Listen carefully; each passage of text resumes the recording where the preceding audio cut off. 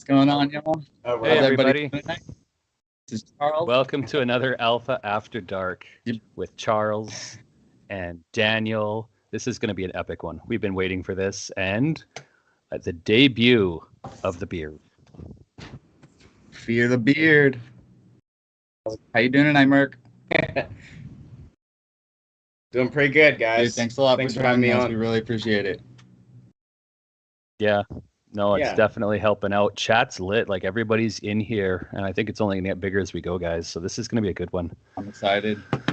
I hope you boys all had a good day. I had a great start to my day. My day kind of ended a little bit poorly going into this, so I'm happy to get into this and a little bit better. Sorry to hear that, but Yeah. hope your day gets better, man. Hope we can make your night better. Is the popo. Dude, I'll be honest, I actually had a pretty rough day today. My mother, I'm just gonna jump right into it. My mother, she's got like 18 pre-existing conditions, and it's a thing where I've had to just kind of desensitize myself to it, and also I don't want to start off at like a really Debbie Downer, but it is a part of my life. I had to deal with it today, so I'll just go ahead and share. But yeah, so like she has an autoimmune disease coupled with like all these pre-existing conditions, and I just found out, like, she wouldn't even tell me. My aunt told me that she has shingles. I've never experienced shingles before, but I've had chickenpox back in the day Isn't when I it was like younger. the same thing, but just like the adult versus kid version or something? Okay. Yeah, that's Okay. I think so. Because you can't get chickenpox twice. I think that's what it is. But yeah, I mean, I texted my mom, called her, and was like, "What's going on? You're not telling me anything." And basically, it's at the point now where like the least I can do is I just send her like these Delta 8 gummies, and they like soothe the pain. And actually, it's kind of absurd, but THC does wonders for pain, like absolutely wonders. And so I've been sending her those, and it's definitely helping her a lot. But I was just like, autoimmune diseases are so weird because there's a couple different ones, but yeah, they basically just make every sickness that you get worse, like tenfold. So yeah, I mean, I had to deal with that today, and then I was talking with my wife, and she had a kind of rough day. So I don't know what's up in the air, but I'm still feeling good. I'm still having a good night. I'm glad to be here. But yeah, that was a little bit of my day. Dang, I'm really sorry to hear that like everything had to go down like that. It doesn't sound very like a very peaceful way to find out or anything. Obviously, it's not going to be peaceful in that situation. But I hope your mom's doing all right. I hope she's holding on all right. Dealing with the pain okay. Those Delta 8s, I better really helping her. As she said, they help a lot, or they make a difference. Yeah, I'll buy her like a 24 pack of gummies, and she'll go through them in like 5 days. And I'm like, dude, that's so crazy because they're 25 milligrams, right? And for me, if I took one of those, it's like that's like equivalent to smoking a joint. Oh, wow. I'm like, not that's my regular with the Delta 8, so I don't know like the dosages exactly. So basically, the way that Delta 9 is marijuana, right? And the only reason that they're like deltas, you got Delta 8, Delta 9, Delta 10, and the only reason that they're called that is because for Delta 9, on the ninth carbon ring, you have extra hydrogen bond on that ninth carbon ring. In Delta 8, you have an extra hydrogen bond on the 8th carbon ring. And that's literally the only difference. Like, obviously the extraction methods are a little bit different, but other than that, yeah, that's about it. Merk, where do you work? Oh man, I work at a CBD and Delta 8 shop. Oh, I've never heard any of that before. It's actually kind of neat to know the science behind it. Yeah. People come in all the time, and I have to explain it to them and stuff. But It's pretty simple. The only difference is Delta 8 is just a little bit less potent. So. Oh, yes, this is a crypto channel. We're just chilling though, so we will talk a lot about crypto tonight. But we just like to chill and hang out a bit. Also, big shout out to Farmer. I don't think we've ever actually told anyone to hit the like and subscribe and share this shit. But thanks for you showing up, and thanks Farmer for making sure to be in the chat helping out. So make sure to smash that like and subscribe. Wait, don't they point up to something? And I don't know how they do it. Thanks, how to numb your emotions to the market. Yeah, because with this dip, yeah, as much substance as you can get. Well, the dip is like, it's like this never-ending dip right now. Honestly, not financial advice. I think it's going lower. Yeah. It'll bounce a little lower. It'll bounce. I think it'll bounce up and down until it hits a little lower. It's just accumulation phase for the whales, dude. Like that's just what it feels like. It feels so manipulated. Up to 31, down to 28, up to 30.5, down to, next level or down to 28 again, same range. Like. So.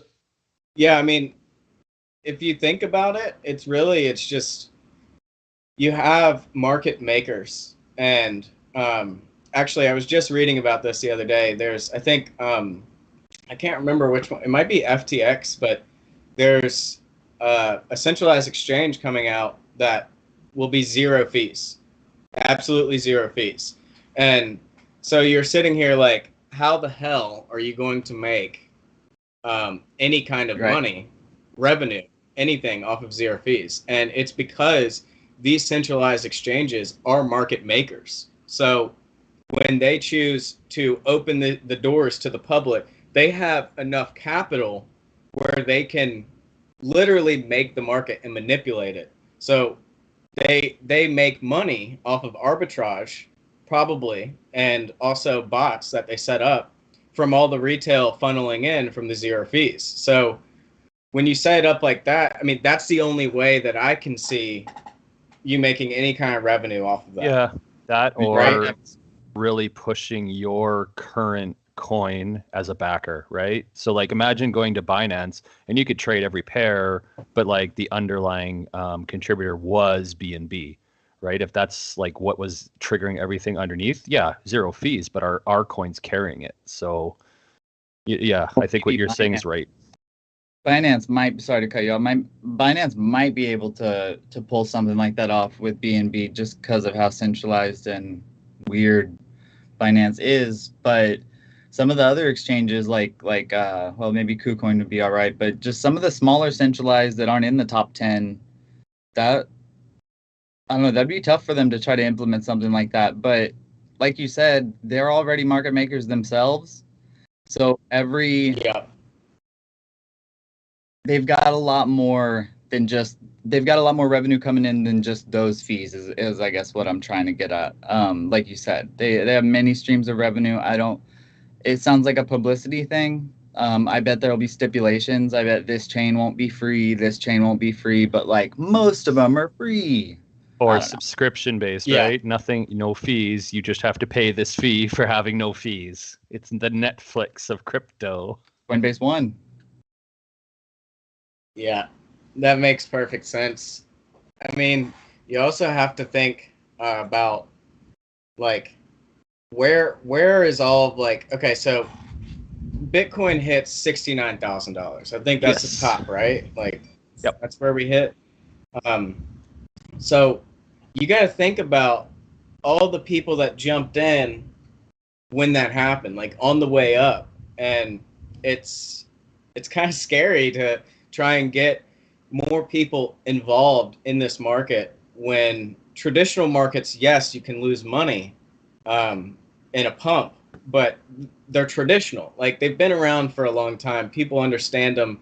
They can easily jump in with a firm. It's not like they have to risk too much. They don't have to learn much. They can just throw their money at someone, be like, yeah, do this. And with crypto, when you see a pump like that and all the retail jumps in on that, it's a cycle, and it's been happening.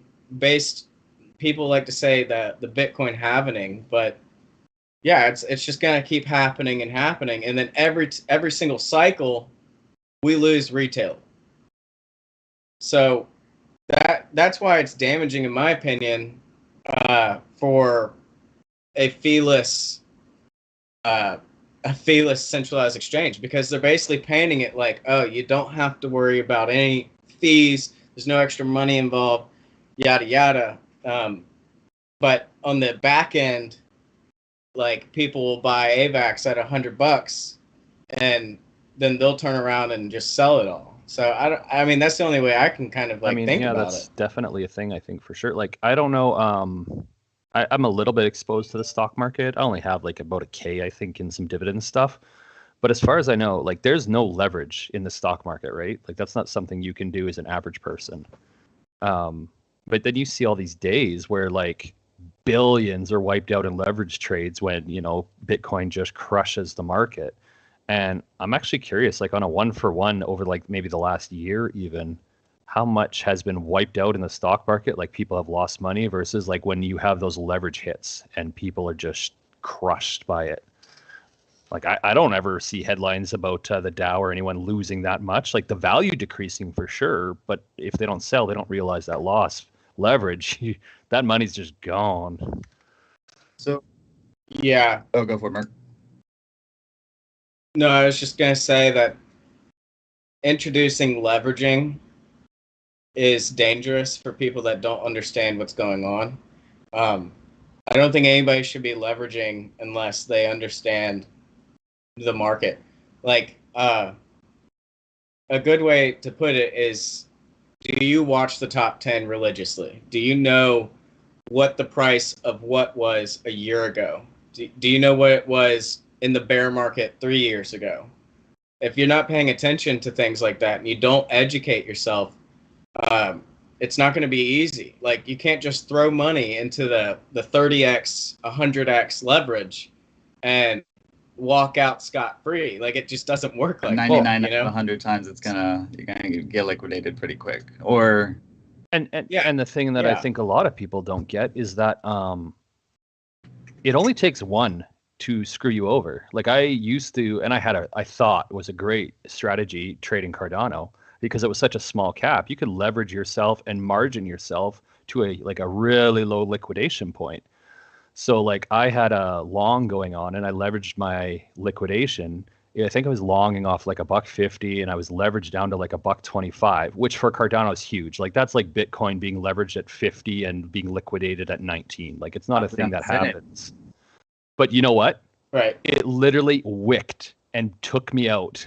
And I was like, that's impossible. Yeah. Like, Yeah. how does that is not, and it was one guy who saw it and just was like, I'm gonna buy it for that price. It's like, are you kidding? Yeah. So yeah, I don't think people get that with Absolutely. leverage. They just see that point and they're like, well, it's never gonna hit there. Like, it's trading around here. It doesn't need much.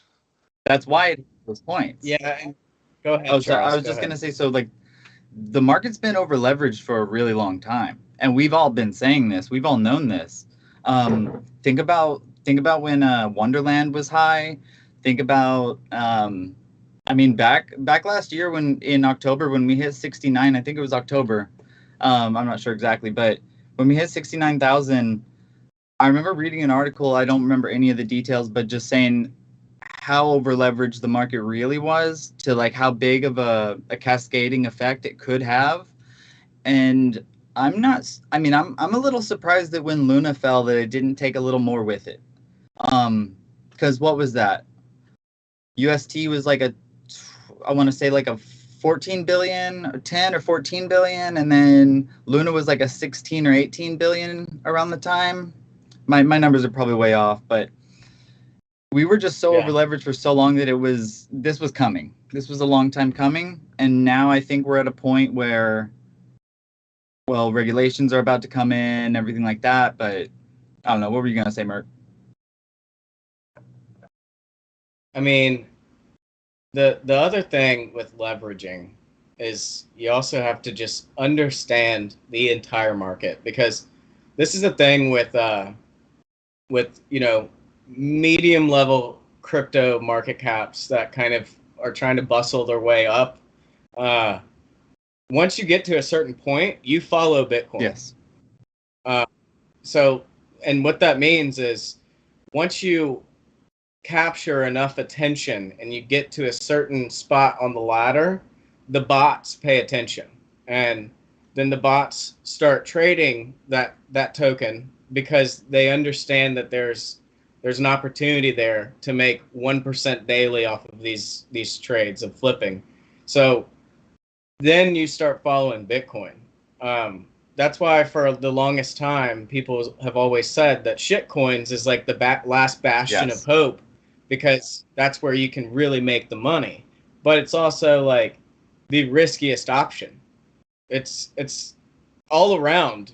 Crypto is not easy. I mean, I've been in crypto for 5 years, and I definitely, yes, I have more than I started with, but I really haven't, like, no, I didn't make it. I've been in crypto since 2017, and if you tell somebody that, they expect you to like pull out the keys to your Rolls Royce after that or something like that, you know what I mean? Or your Lambo.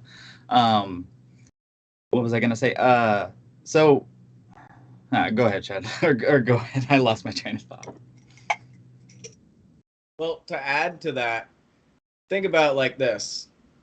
On an order book, you buy super early and you 200x.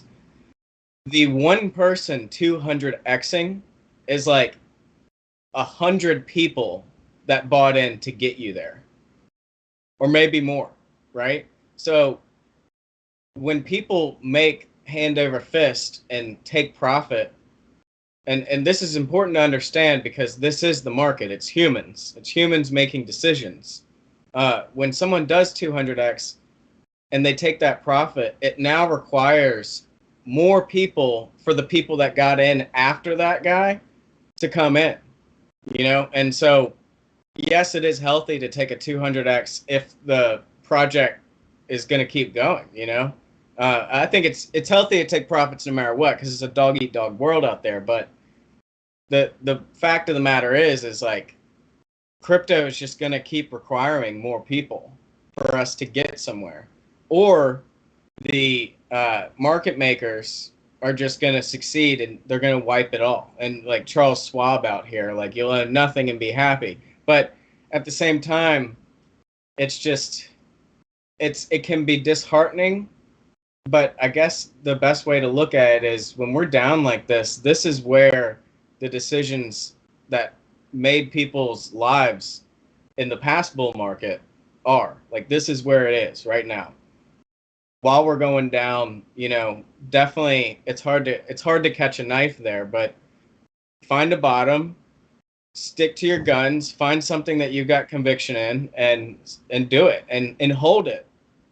Fucking hold it. Well, I mean, Like, something to be said for dollar cost averaging, right? Like, yeah, if you're headed down and you think you're kind of at the bottom, throw some cash in, but realize you can keep going. So, you know, come up with your strategies. If you're going to put $100 a week for every week of the year, well, that's a lot, but you know, like, then just do that. Don't get greedy thinking I hit the bottom and now I'm just going to put in all of what I was going to be putting in later in case it comes back. Like, be okay. Yeah. It pumped, I missed it, but I dollar cost myself and I feel better. It's always the best feeling compared to that I thought I caught it and just dumped my bag. That's always the worst feeling. And this is specifically pertaining to like top 100, top 200, because if you're dollar cost averaging those and you're buying them low, if you buy it low, eventually it should go up, right? Like, it'll trade sideways for years. I mean, the most money I've ever made in crypto was holding for 2-year spans. Yep. Legit. Like, that is the most money I've made because I'm not good at trading. And no matter how much people want to go on Twitter and LARP and tell you that they're good at trading, they're human too. And, you know, sometimes people do get lucky, but sometimes people do their research and actually find something genuine. And then other times they did have that amount of money and now they don't, and they're going to tell you how to trade. And so one thing that I do on Twitter when I'm trying to find things, especially when I think it was in like 2021, early or late 2020, I was looking into metaverse tokens, and I believe that when you go on Twitter and you like type in a hashtag of what you're looking for, you'll start finding people that are tweeting about something, or you can even look for someone that's tweeted about a successful token. Type in a hashtag for a successful token that like blew up out of nowhere, and go back to the earliest dated posts about that token, and then you'll find a person that found it before it blew up, and then you start looking into them, and they found like 2, 3, 4 other tokens before they blew up. Now you definitely follow that person, right? And so like that's a really good way that I've found. If you're in a sector and you're trying to look for something, find those people that are just on it chasing, because that's how you're gonna find alpha. It's right? it's funny you mention that, because like for the last I don't know how long, you just see the socials and people are like, oh, I make money flipping NFTs, and I'm just like one of those guys. I'm like, no, I'm just gonna find that solid project and I'm gonna buy and I'm gonna dollar cost and I'm gonna make a killing. And it's like it's been like a year, and now it's like looking and it's like, I don't know why I don't listen to like what is happening out there to look to find that stuff. Like NFTs almost are becoming like the shit coins compared to a layer one, where you can find that same stuff. Yeah. But the difference is it's not just a coin. It's not something where that average person's getting in is going to be like, oh, I'm going to go buy this. Like that's not going to happen. But they're like, I like this goblin, I'm going to buy it. And Yeah. so like NFTs actually, I think is where that profit is now going to be. It's just it's easier for the average person, and then you just have to try to figure out if it's going to be a good project, which I don't know how you can, because I think you have to pick the bad projects to win these days. Well, there's gonna be over dilution, and that's kind of how. I mean, that's just how it goes. It happens with tokens, and now it's happened with NFTs. It's gonna happen with any. I mean, any market's gonna get shitty, and then you have to pick the diamonds out of the rough. The problem with NFTs, though, Charles, in my opinion, is that's what's bringing a lot of new people in, because it's fun. So you're getting celebrities, you're getting average, like it's different than just going and buying tokens, right? And that's so your over dilution, like it's a social thing. Crypto can't be over diluted. Like what do they keep saying? Like how much of the earth has even touched crypto yet? It only feels diluted because if you look at tokens and layer ones and all that stuff, it takes people who actually care to get into it. But when you talk about buying a picture on the internet that's fun and everyone's talking about on Twitter, you don't even need anything except some help buying it. So yeah, I mean the reason why I'm so bullish on NFTs is because it's this is the way I look at it. I think it's going to be I think at first, like where we're at right now is it's like the Atari. It's like Sega Genesis. And that's like what NFTs represent. They're like just these pictures of art, and like the top tier cultural accepted art is like the highest traded, like apes, CryptoPunks, because they were first. It's like, cypherpunk, CryptoPunk. I mean, anybody can create art, just like anybody can create an NFT. So like, I totally, I mean, that makes sense. The ones that stand out are going to be the ones that actually pick up steam and pick up a following count, make a large community around it. I wanted to talk a little more about this, but there was a question, and I said we don't have to wait for questions, and so we'll keep going. But Ghostface was asking you, MERK, are there any baseball features or attributes you are most excited about? Oh, for the Wolves? Because I think John showed us quite a few different ones in that slideshow he did. I mean, I'm gonna guess and say that. So that Fisher, like the one that has like the sailor hat and stuff. I'd imagine that there'd be some more that are very similar to that and like different themes and stuff. I'm excited about those. I'm gonna be looking for those. Because I'm buying too, right? I'm gonna be participating in this this launch because I believe in it, and I mean I'm working on the project. Why would I not buy it? But Yeah, I'm gonna be looking for ones like that. I know that the gold ones, the gold skins, are gonna be extremely Yep. rare. So definitely gonna be keeping my eyes on that. Um, as far as the Genesis, I really, I really am attached to like numbers. I like the number 47 a lot. It's like my favorite number. It's been in my life for a long time, and I used to think that it, like, followed me and whatnot. I could like count the number 47 like 23 times a day or something. But because I'd find it. But yeah, I'm gonna be going for Ronin 47 and the actual NFT number 47. I'm also gonna try to purchase the base NFT 347. So I'll try and mint that, and then after reveal and all that, then I'll be hunting around and definitely buying the traits that I want, because uh, I want some NFTs that I like, and I also just want the utility. It's funny you say that because for me, it's like I'm now at the point where I'm like, okay, I think I can start with AVAX. The price it is, I'm gonna get some money for some Genesis because I'm there to bid on it. I just don't have any AVAX, so I'm gonna start putting all my money towards AVAX and saving. But like, I'm just trying to get in as fast as possible. Like when that thing comes, whatever one I can get, I'm getting, and then when we get to mint, whatever one I can mint, I'm gonna mint. So Yeah, seriously. Yeah, I do think a lot of people will be doing that, but it's all speculation. I mean, I think that Mint Day, the way it's going to go is everyone that's here and ready for it are going to get first dibs. I think that it's going to be first come, first go. And um, in my personal opinion, I think that minting as quick as possible is a good strategy, because we're talking about NFTs that have an emission. You want that emission to start as soon as possible. So yeah, I'm gonna be minting as soon as possible. Y'all see that AVAX is at $22 right now? yeah, Yeah, right. it doesn't surprise me. I Down saw that earlier. 19% today. Yeah, so one thing that I was on Twitter, and this guy was like, "Yeah, so you think we're in a bear market?" Like, no, a bear market is we go down 50% from here. And I think he like posted that like 3 hours ago or something, and that's kind of That's true. it's kind of true. Bear markets are scary, man. I've been in one, and if you trade crypto, you're gonna be in one. Uh, if you're avid about crypto, eventually you're gonna encounter a bear market.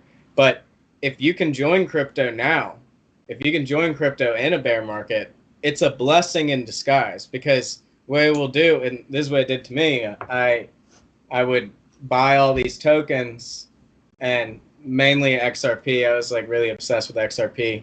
And I bought a shit ton of XRP at 10 cents, 15 cents, and 30 cents for 2 years. Nothing happened. 2 fucking years. I bought it at that level. Dang. And then I waited another year and sold them all for $1.30. That's awesome. I was gonna say, what did you take profit at? You sold all of it at $1.30?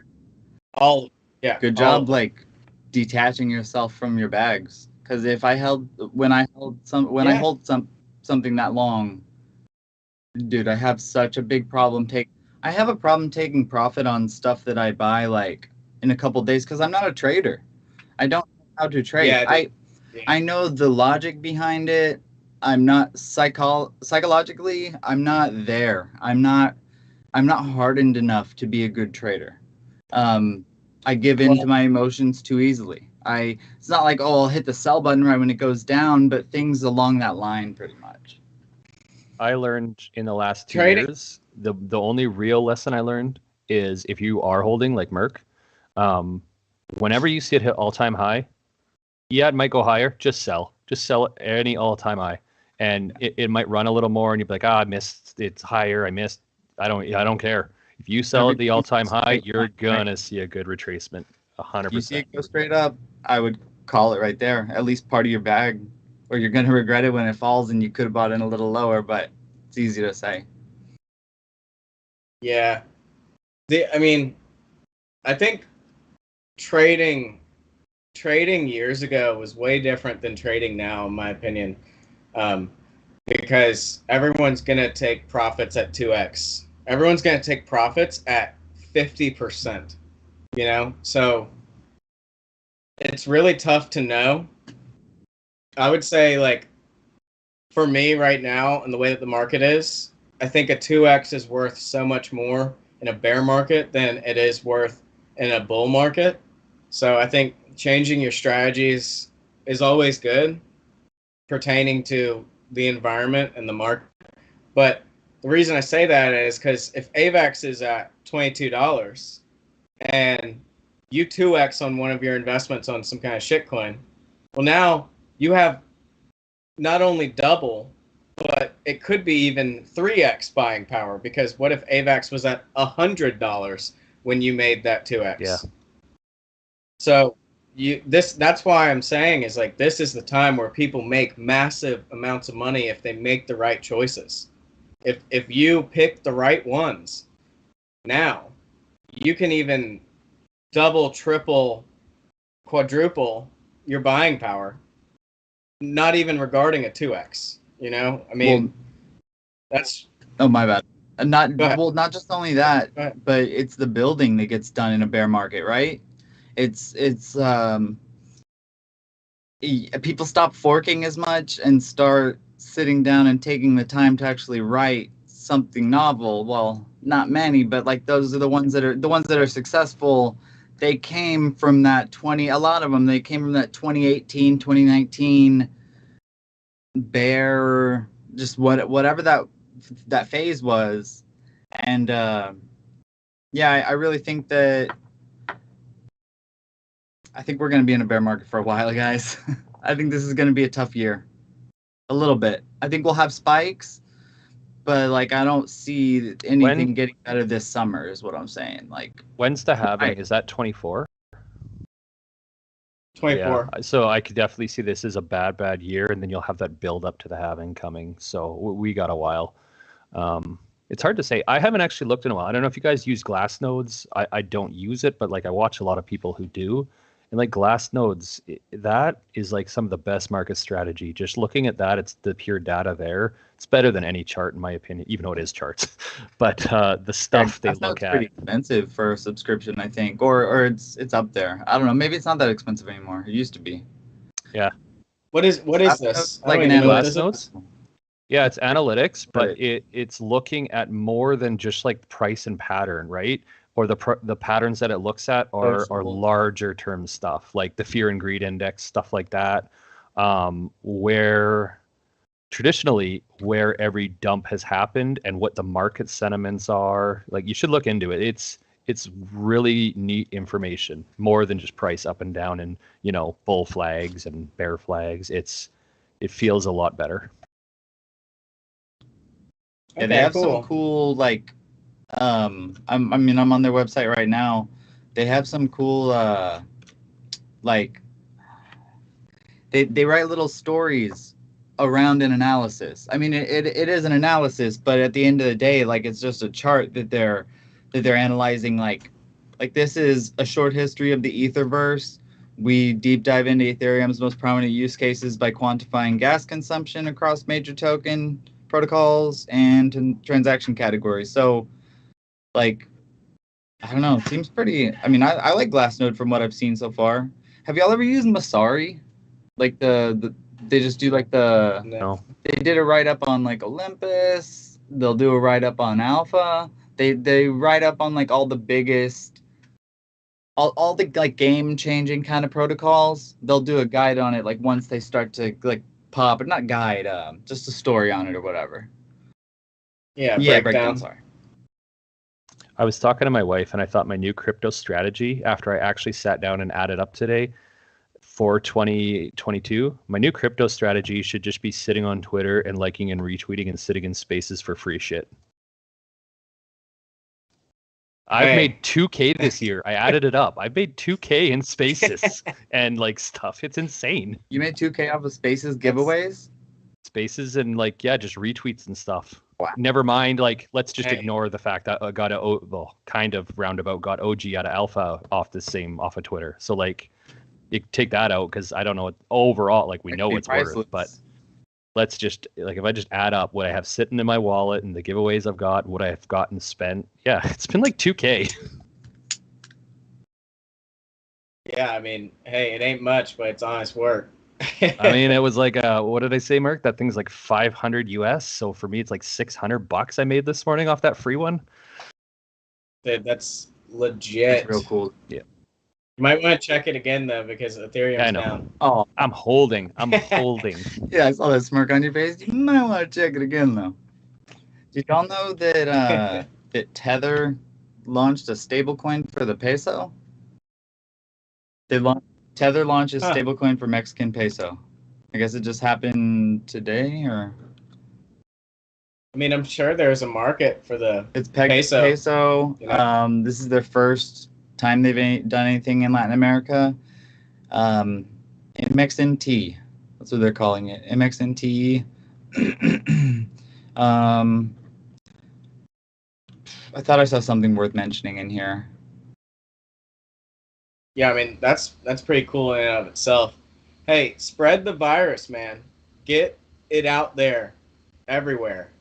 That's my philosophy. Is like get the damn crypto in the hands of people that need it, that people that can use it. I mean, exactly. I think that it could change. It really can change some lives. But it's also like one of those things where you don't want to just like shill trading crypto to people. You know, you got to have a utility. You gotta have something that.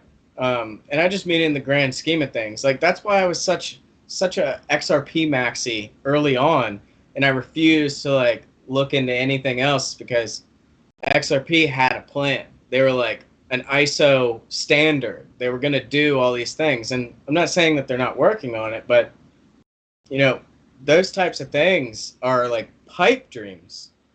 And those types of things that I'm talking about is replacing Swift, a payment rail that does trillions of dollars a day.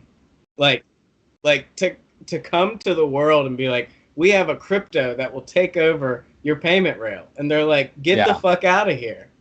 like they don't give a shit. First, you know? You got to make it undeniable, right? Like you said, get it out as much as you can. So the more you get crypto into people's hands now, the harder it's going to be later on for people to, or for regulators to come and like do blanket sweeping regulations that hurt the industry, because you will get backlash from investors. You will get like, I mean, I know what to say. Oh, like government's not going to care about backlash. Yeah, they will. If they care, if the right people are not happy about it, the right investors, the right investment firms, the right banks that have bought into it, anybody that utilizes crypto in any way on a business level, they're going to be getting a lot of pressure from them to kind of cool it and not take such a stark stance, stark stance. But I'm really not liking the way it's looking. If we hit regulation soon, I feel like I'm not going to go there. Well, you have to think about this too, man. I think it's safe to say that top level firms are looking into crypto. I think it's safe to say that everyone on Earth has heard of Bitcoin. Everyone on Earth that manages a firm has heard of Bitcoin. That's safe to say, I would say. If you haven't, then you need to hire a new financial analyst. I mean, I don't know, because crypto is so deep-seated now that like it is only going to spread. It is inevitable. And what you're saying about getting everyone on it to avoid regulation, I think on the other spectrum, it will be.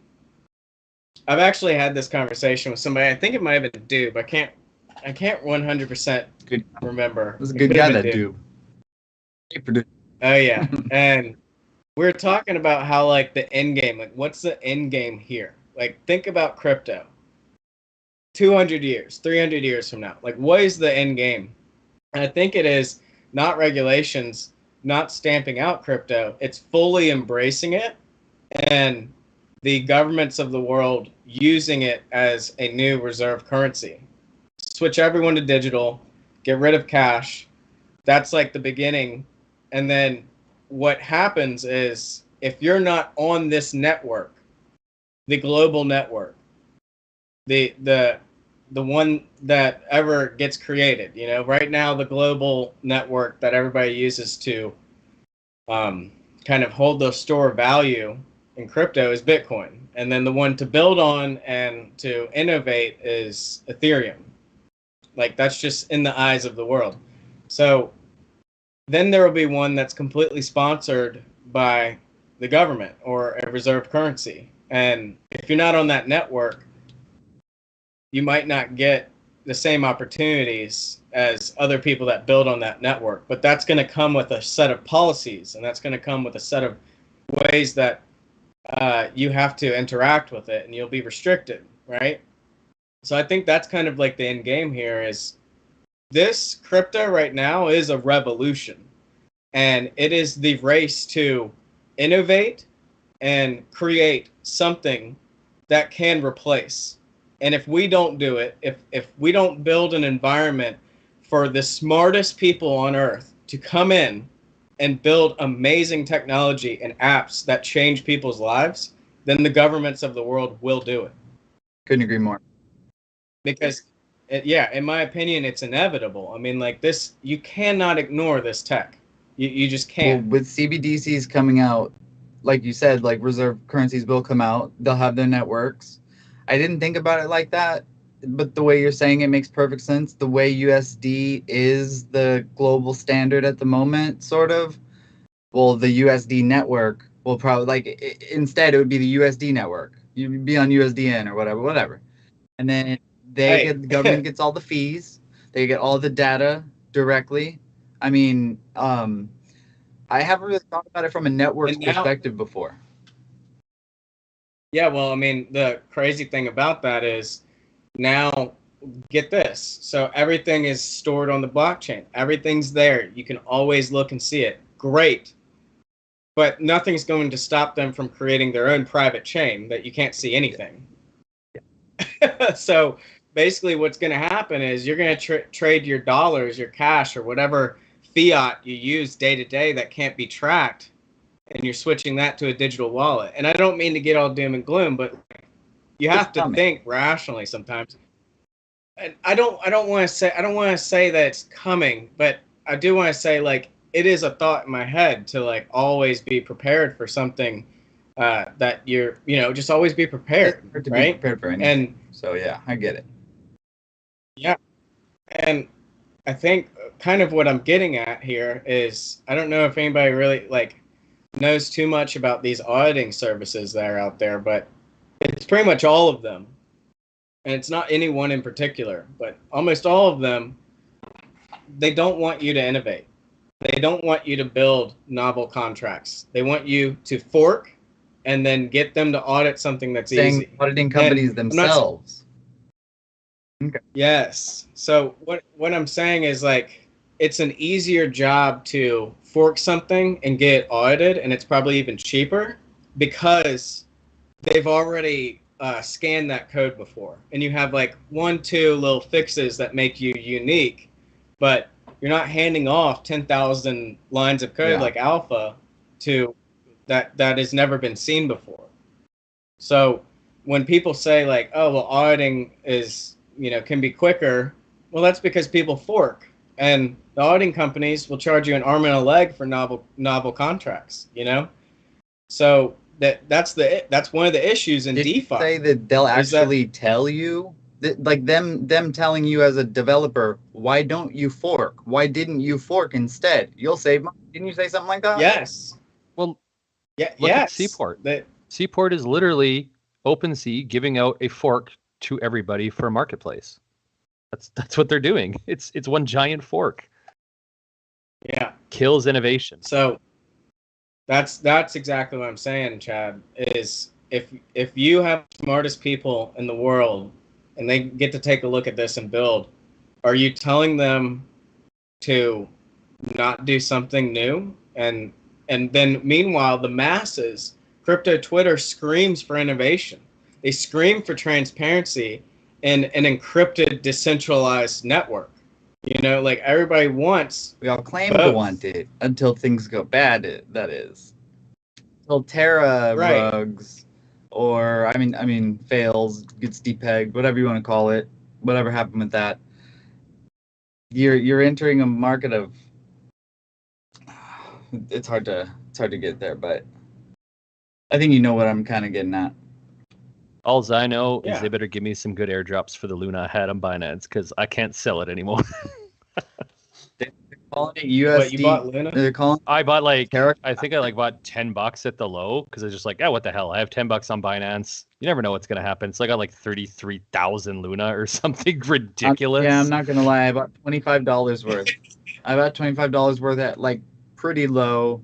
I've made money on it, but I'm just letting it sit to see if it goes. Well, I mean, they're not gonna do anything with it. They're not doing anything. It's dead. Yeah, they're calling it classic, and it's just dead. Yeah. Yeah.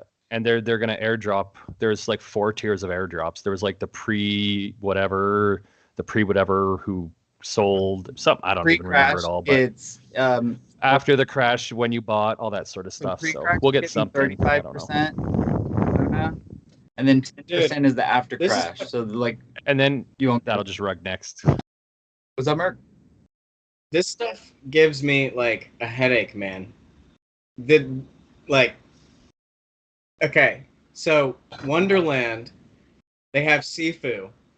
They kick him off the team, yada yada.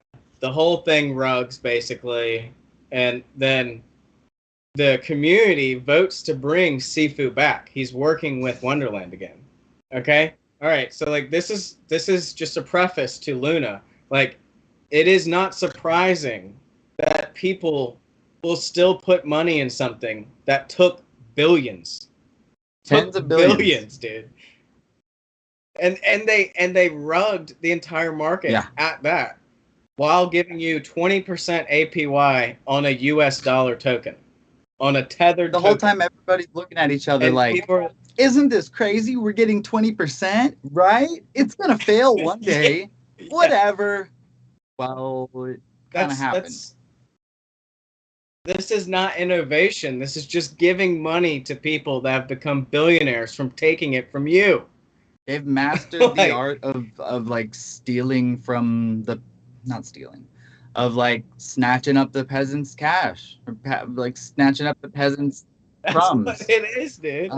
What I was gonna say a second ago is that once Terra fails and once other protocols rug, that's when you do have those same people that were screaming for regulation coming and saying, I mean, the same people screaming for decentralization, like they'll say the buzzword, and they'll claim to be like DeFi people that believe in it strongly. And then you'll see like, oh, wait till the lawsuits come. SEC's going to get your ass. I hope the SEC covers us. Like, dude, that really like I'm a big decentralization guy. I'm a big decentralization guy. What a lame brag that is. I'm a big DeFi guy. I am decentralized human person. Just walk down the street and tell everyone that. I'm gonna wear a shirt that says DeFi guy, point it up. Down it'll say oh my gosh. DeFi guy upstairs. Centralized layer 1 downstairs. Layer 1 downstairs. I got a layer 1. I've got a CK roll up in my pants. DeFi upstairs. Oh wow. Where's the subnets? You gotta get the sub to print those shirts. You don't want to know about my subnets. Not the subnets. What was I gonna? Oh, so on that same Luna, wait, subnets like made by Tyler? Subnets made by Tyler? Just Subsnets, his side project. It's a new boxer brand. It's called Subnets made by Tyler. Did y'all see that the South Korean exchanges or the South Korean government is making exchanges cover the Luna crash? However, I don't know how that's gonna work. But that's their judgment so far, is that the exchanges in South Korea have to back people that had Luna or UST, I guess. Probably because they marketed Good it. They market. luck. Let me find this article. That sounds Yes. terrifying. I'm a big decentralized guy. Oh, I'm just one of those Like, decentralized you're on a guys. date. So what do you do? Like, what do you like? I'm a DeFi guy. It's not like just my life is degen AF all day pretty much. And then she's just down with it because it's cool with her because she's just as big of a degen. You learn everybody in the world trades crypto. I have You two just- jobs. Oh, what's your one job? Oh, this is my IRL job. Yeah. What else do you? I bought a Discord. You're just spending time daily trying to decentralize everyday lifestyles and everyday things. Small things that don't matter for people. Decentralized cats. Yeah. How can we decentralize our cats? We got to get them off Heck. that brand food. Keck worried about the Well, we're gonna governments start with- covering the losses, having strict regulations in return. It's South Korea, man. Let's see what this says. It is strange about the whole Luna thing, man. I don't know. Sorry to bring it back up, but it's just like It's I don't a big thing. understand. Like it's a fucking big deal. Yeah, like people, I don't know. It just blows my mind that people are still throwing money at something that epically failed, like epically, and it was like going to rug eventually. Like the thing that Farmer Niles was talking about at the AMA last night was perfect about sustainability, even in like just a farmer's aspect. Sustainability at best is not growth. You're not getting past a certain point. You're staying there and you're sustaining. You're stuck. Right. So sustainability, like when somebody's like true sustainability or we offer sustainability, it's just saying that you can maintain. Like you can at least maintain this. It's not a guarantee or a flaunt that there's going to be growth. There's going to be something past that. It's just we got this right here. You know. I don't know. I find it crazy that, because that's where it all started, especially with node season. Everything came from Ring, and that contract sucked. That's why everyone that forked that contract has made a V2. Well, I don't know if I haven't done like all my research on it, but have you heard anything about Phoenix Fire or Phoenix Community Capital today? Oh my God.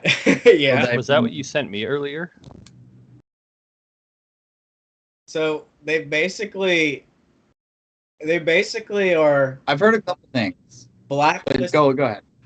So this is what I heard. They're blacklisting wallets that were excessively claiming. Okay, so I have two questions.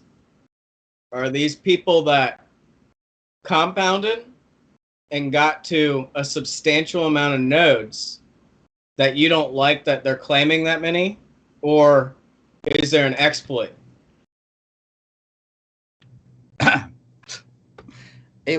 What do you...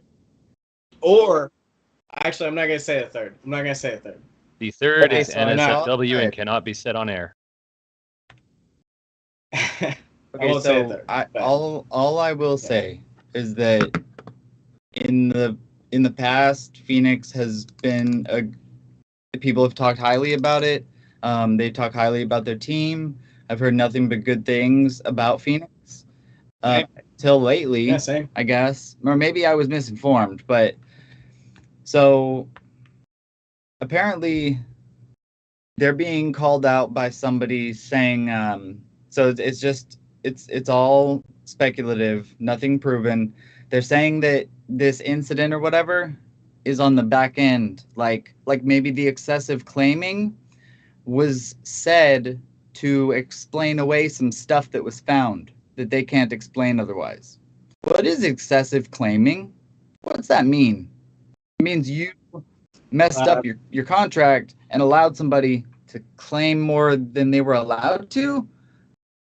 What does that mean? Like, I would love clarification on that. And to put that out the way they did in a quick post like that, while also saying that they're going to identify all users and give it to the authorities, all of their nodes. Did you see that one? That's what they said, right? Why would you say that?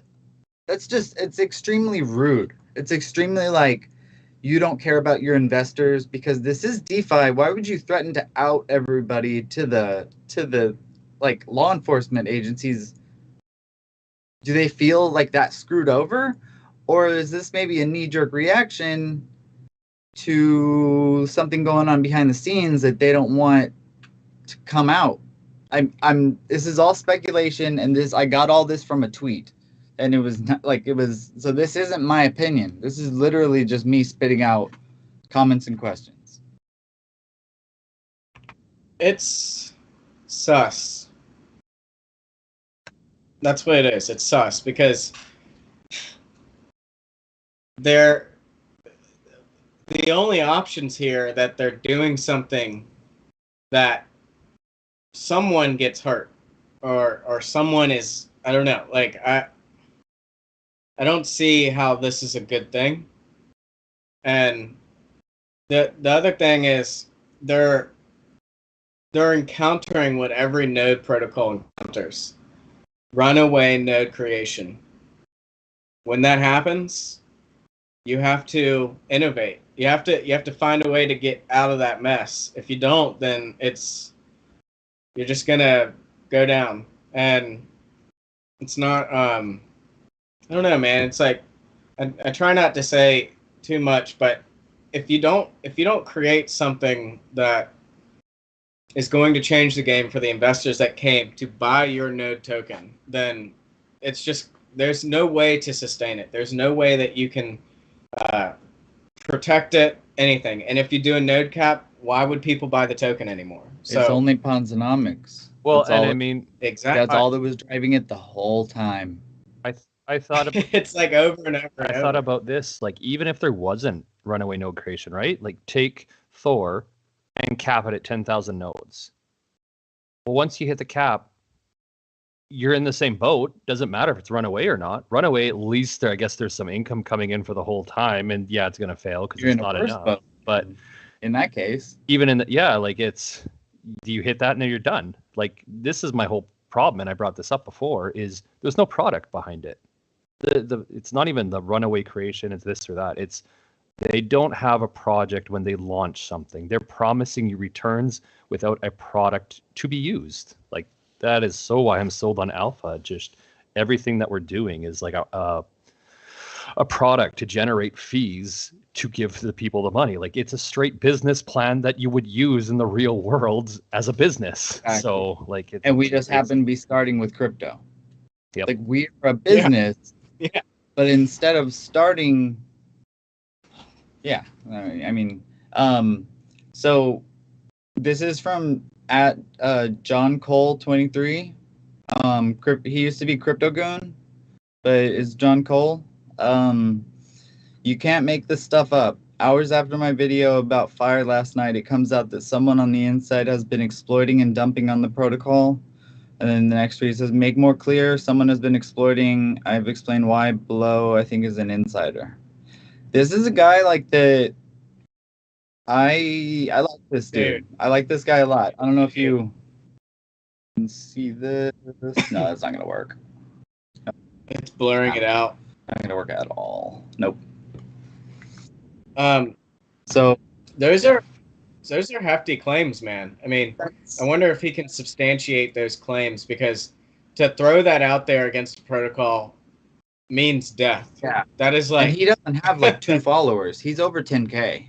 So like, people know who Crypto Goon is. He doesn't get a ton of likes, but like, now he's John Cole. He's not even Crypto Goon anymore, but he has 9,500 followers.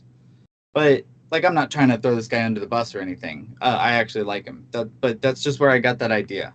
But I would like to hear more of why he thinks that way exactly. I'd like to see some of the details.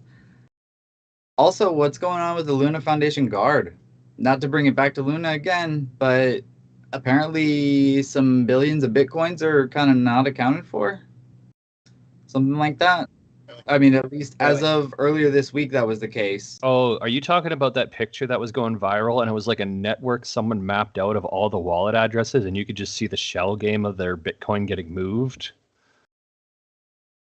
Was that real? Well, I'm not sure who did it. I saw it on Twitter and it was trending for a while, and it was like someone 3D mapped out all the wallets and where the transactions were bouncing from, and like it looked like a world map, but it was all wallets and like where their Bitcoin went, and none of it went to like the places that it was supposed to go for like recompense or whatever that word is. Interesting. Well. Yeah, no, and then someone else came out with a lot of claims that a whistleblower. Well, let me just read it because I'm just gonna be spitting nonsense otherwise. Go for it. Oh, I don't have it yet. I'm bringing it up. But it was just about Luna. It was like I found some things out, and this is like you can believe it or you can't believe it. It could be FUD easily. Let me just see. Okay, so Luna and a whistleblower came out and stated the Do Kwon and two team members directly involved in the crash. Jail. It's not the right one. I'm sorry. Here we go. Okay, this is by Fatman. That's at Fatman Terra. Oh, that's the one I saw, I think. In the past 48 hours, I've been contacted by several whistleblowers. These people would like to and will stay anonymous. I have learned some deeply troubling things, and there is a lot more to come. This is just the very beginning. Here's what I can tell. Here's some of what I can tell you.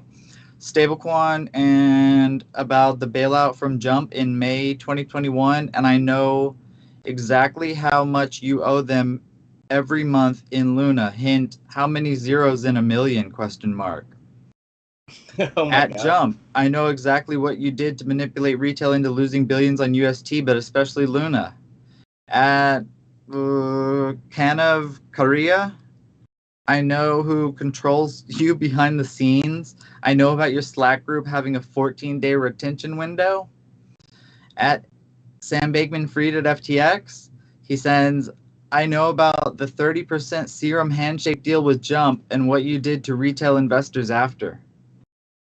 If they really have something against Sam Bankman-Fried, he's like the guy that's been going around to the governments of like, or to the at least the U.S. government and like sweethearting everything, making everything all like all these deals. FTX and Crypto.com seem to be the two that are spearheading the way. So this could be a really big deal if it comes out that Sam Bankman-Fried is like, I don't know what they're alluding to with the handshake deal, but he says what you did to retail investors after, implying that they dumped on him or whatever, I don't know. And then the last one says, there is far more I cannot say, but know that I know and know that justice is coming, because this time I think you went too far. This time you killed people. Someone has to fight for them. If I go, someone will take my place. This is nothing, just the start. Go time. And this is at Fatman Terra. So I think this guy was like a Terra guy. I know nothing about him. He has 53.7 followers. Okay. Fatman from Terra Research Forum. I provide key updates and analysis on the Terra situation as it unfolds. Yeah. So that's alleged. I just want to say that is all alleged. I'm not accusing anybody of anything. I'm not stating that anything happened. It's not financial advice. I should have named my Twitter handle. I should have changed my Twitter handle to the Terra Luna for like a couple weeks and hit 60K followers before I changed back. It's anyway. The thing with that guy is, again, he's gonna have to find a way to substantiate those claims. Time will tell, I guess, but anyone can LARP that information. You know what I mean? Of course, people like it and retweet it because it's juicy. Yes. Who knows where he pulled that from? I mean, it could be real, you know, but at the same time, like you have to take it with a grain of salt because there's no way to substantiate those No. claims. Not yet, at least. So yeah. All right, sure. we got some YouTube questions we got to address. I'm gonna actually hit Deathfires before Kex because Kex I think might actually become a subject we're gonna talk about for a bit. But Deathfire wanted Merk to comment on what your favorite edit or emoji by Deathfire is. Oh my God, Deathfire, you're ridiculous. I love it. Let's see. Yeah, pull up the emojis real quick. He once praised that bad. Deathfire does amazing work, Honestly? man. Oh, and currently Based is missing because he wanted me to repost it, but it was messed up. Okay. I can see the anger on his face, the annoyance on his face. I'm just kidding.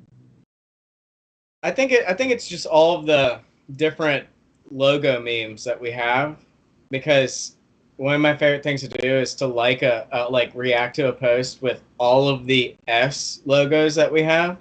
And it's easily like 15, 16 of them. Just a lot. It's pretty dope. I mean, just Deathfire doing everything that he's doing is amazing. I always wake up and I'll check my DMs and there's a new emoji to add, and he's just constantly pumping them out. He's always on it. He's coming up with ideas lately. Yeah, shout out to Deathfire for some good ideas. He's been DMing me lately and stuff. I like it. I think earlier in this stream he said something about a beard wax one he was working on.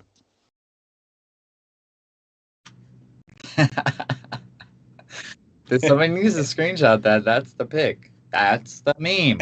That's the show. Yeah. Yeah, I mean, it's just funny, like, talking about beards. People have told me to use, like, beard oil and shit, but, like, dude, this is just, like, full-on neck. And, like, you know, we got some going on, but it's, like, hardly. I'm 27 years old. I can't grow a beard. Like, I don't know what it is. I think you can grow a beard, bro. Hate to break it to you, but pretty sure that's beard. I was gonna say the guy with the beard is like, I can't grow a beard. I mean, don't let people make the neck beard thing like it's just lower on your face, lower on your body. It would be cool if it was like down to here, and like it was just like nothing but hair. That would be pretty cool. Then I would embrace it. I would embrace it like it was a frontal mullet. Frontal mullet. The beard. Someone send me some good screenshots. Okay, so Big Tex is already on the memes. You can any way you want. Okay, so Keck had a question before, and I actually wanted to touch on this, even though it was for Merk, and then go ahead all for it, Merk. What is your opinion on the giveaway culture on Twitter right now? In his opinion, it kind of de-incentivizes small investors to learn and make money. It's just charity instead. Good question, Keck. So, I mean, yeah, I just had a thought on it, and I wanted you to go in because I literally had this thought this morning. Because I've been in two main kind of Twitter spaces for NFTs right now. And the one is like those $10,000 giveaways where literally every project comes up to talk about themselves, which is cool. And then every project is giving something out for likes, subscribes, and follows. And I mean, I'm a victim. If I'm in that space, I've done a lot of that. And that's actually pumped my Discords up. But I'm never in the Discords ever. Like, it's like I did it and that's cool. And then whatever. I'm in the ones that I believe in and I've done my research on. Then the other one I was in this morning, they did do a giveaway. I did win. I already said that. But they only gave away 4, and they weren't pumping it the whole time. They did have some projects they talked about. They talked about a lot of stuff, and it was very good. It was educational. They didn't just talk about that. They talked about networks. And I felt like that and having a giveaway as like a side was cool. They did it in a professional way. And it felt like more of an intro to a project than just a giveaway. So I think you have to do it in that right way. And there's 2 ways happening right now. One's a professional manner where people are getting something cool. It's like Coke giving away something when you roll the cap off and there's a text thing you text in or something, versus like a party and you're at like the bar and Mike's Hard's giving out free T-shirts to everyone. It's a totally different vibe, man. So that's just a little spin I had on it. Good answer. I think, honestly, it's damaging. Because if you build up these spaces, like, okay, how sustainable is 10, like a big giveaway, every time you do a spaces? How long can you do that? As long as you keep attracting new investors every spaces, I guess Yeah. infinitely, but obviously not, because you're gonna run out of people. You're gonna tap. There's gonna be a plateau. You're gonna tap out of the right people. The wrong people are gonna be coming to your spaces is what instantly came to mind when you brought that up, or when you brought that Yeah. up. Now, this capital, whatever they're giving away, comes from a source. There's capital there. If you're attracting people that don't buy things and they only want to win things, where's your capital coming from now? And those are. It's not. Sorry. No, it's okay. It's not.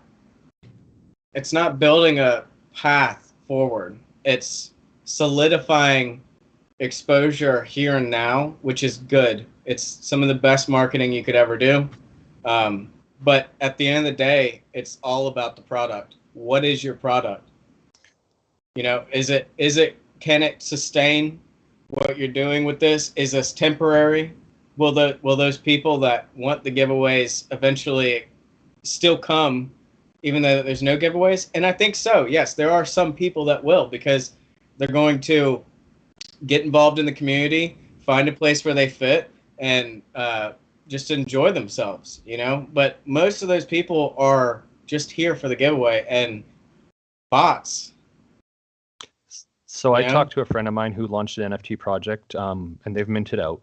But right off the hop, on a 500 collection, they had allocated 40 of them for giveaways off the top. I mean, that's a huge chunk of change right there, right? 40 out of 500.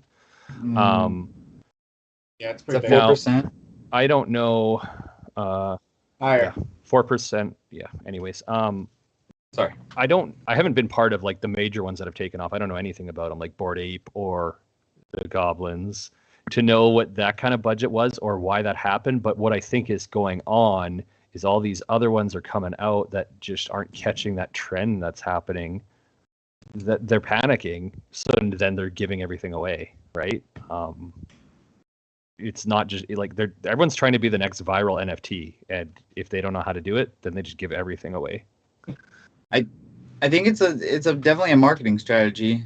There are so many shit projects that, I mean, I don't know, free men's really do. I don't know. There's something memey about it, meme culture and everything. You got a beautiful smirk on your face. You got to talk now. I need to know what's in my brain. It's big text. He fucking sent me a meme and it got me. That's all. What is it? Now you got to show me. Nah, I'm kidding. If you think that's good, Yeah, you should check Discord chat right now. Deathfire's got you forever now, Merk. I was trying to get on the chat on my iPad, but I don't do it on my phone then. I'm pretty sure with Doob fixing what he does, you guys can do your windows on your computer. I've been flipping all the time, and mine hasn't changed from what I understand. Wait, I could actually use my computer? What Chad's talking about, guys, is that before, when we would use Skype to make these videos, we had to make sure not to I wouldn't even touch my mouse. I would just turn my mouse off. Yeah, I use a mouse on my laptop. I'm cool. And every time you would click anything in Skype or do anything with settings or change your audio, it would screw everything up. Like the whole stream would jump around. It would cut in and out audio wise. It cut me off audio wise because it didn't like that I started using my headphones last time. So I was using my headphones for a little bit, and then it ruined that stream. We had to end the call, I think, and call back or something. Damn. Yeah, not stream. It was a test, but yeah, still. We figured it out though. So yeah, it's good. Dude, I have a question for you guys. What's that?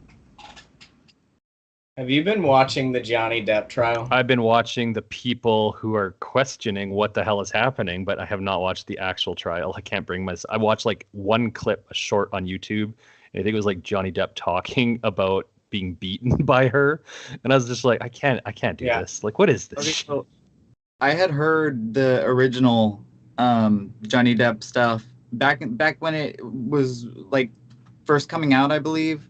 I had heard all the rumors and I had heard some stories about her and how he and a lot of people were portraying it as like it's kind of coming out now that she might not be all there somewhat, or how, I don't know, whatever his defense is. And I just like can't bring myself to give a fuck about it. You know what I mean? I don't care. Like, I like Johnny Depp. He's a good actor. She's an all right actress. I've seen her in like one movie. I'm trying not to be an asshole about it, but like, I just kind of cut myself off recently news-wise, I guess. So that also includes like pop culture and stuff. Not like a purposeful thing, but I saw a clip of it today. I think Joe Rogan was talking about it, and it's like her lawyer was just like, "I'm trying my best here. I don't know what to do." Are you kidding me? Dude, apparently, dude, I am missing some cool shit. Dude, the reason I've been watching it is because it's a defamation trial. Uh-huh. I had to sit there and think if I said that word right. Defamation. But defamation. Well, you can say either way. It doesn't matter. Yeah. But it's it's all about like she's saying that he beats her and like that he punched her multiple times and all that. Well, one of Johnny Depp's lawyers just absolutely gutted her. And I mean, like, every single time that she claimed that Johnny Depp beat her, she claimed that she had a photo. And when they would show the photo, she looked normal. Like, and she says that she wears makeup and stuff. But it's hilarious because she's just been destroyed. But I think the funniest part about it is that there's a part in the trial where they had to literally talk about when she took a shit on his bed. Okay, explain this. I think there are some people still that haven't heard this fully, and I haven't heard this. Can you explain the details? Because I haven't. I know about the poop. She pooped to bed. That's all I know. Yeah, so she got up on his bed, and no, I'm just kidding. She stoned him while he slept. And yeah, apparently they got in a fight, and it did get slightly physical or something, but everybody was okay. He left, came back, and when he like called his lawyer or somebody, and he was like, "I'm gonna go back to my house because she's not there." And he's like, "You might not want to do that." And he's like, "Why?" And he's like, "Well, she took a shit on your bed." And like he goes to his house and yeah, she shit on his bed. How did the lawyer know? I don't know if I'm telling the story correctly, but honestly. It was somebody of his or somebody he knew told him. It wasn't him finding it. Yeah. Yeah. There's deuce on your bed, brother. But it's the reason I've been watching it is to watch the facial expressions of a human that shits on somebody else's bed. Like I don't know, like I'm just like learning the psychology of this woman. So people, on the trending hashtag was Amber Heard is a psychopath or something to that nature. On that Joe Rogan clip, there was a clip of her and her being interviewed by his lawyer, and it was like, so in 2004, I'm getting the year wrong completely, but like there was an incident, and like, did you beat your wife in an airport? And she's like, no, I did not. In 2004, is there a clip of you beating your wife in the airport? No, there is not. We have a clip of you beating your wife in 2004 at the airport. It's planted. Right. Oh my. That's hilarious. Like Johnny Depp planted it in 2004. Yeah, exactly. No, I just brought it up because every once in a while I'll see like somebody talking about it on YouTube or whatever, but I don't know. I like Johnny Depp. Did you know that actually he's never watched Pirates of the I Caribbean? heard Did not something know like that. that. He wouldn't watch his own stuff. He's never watched it.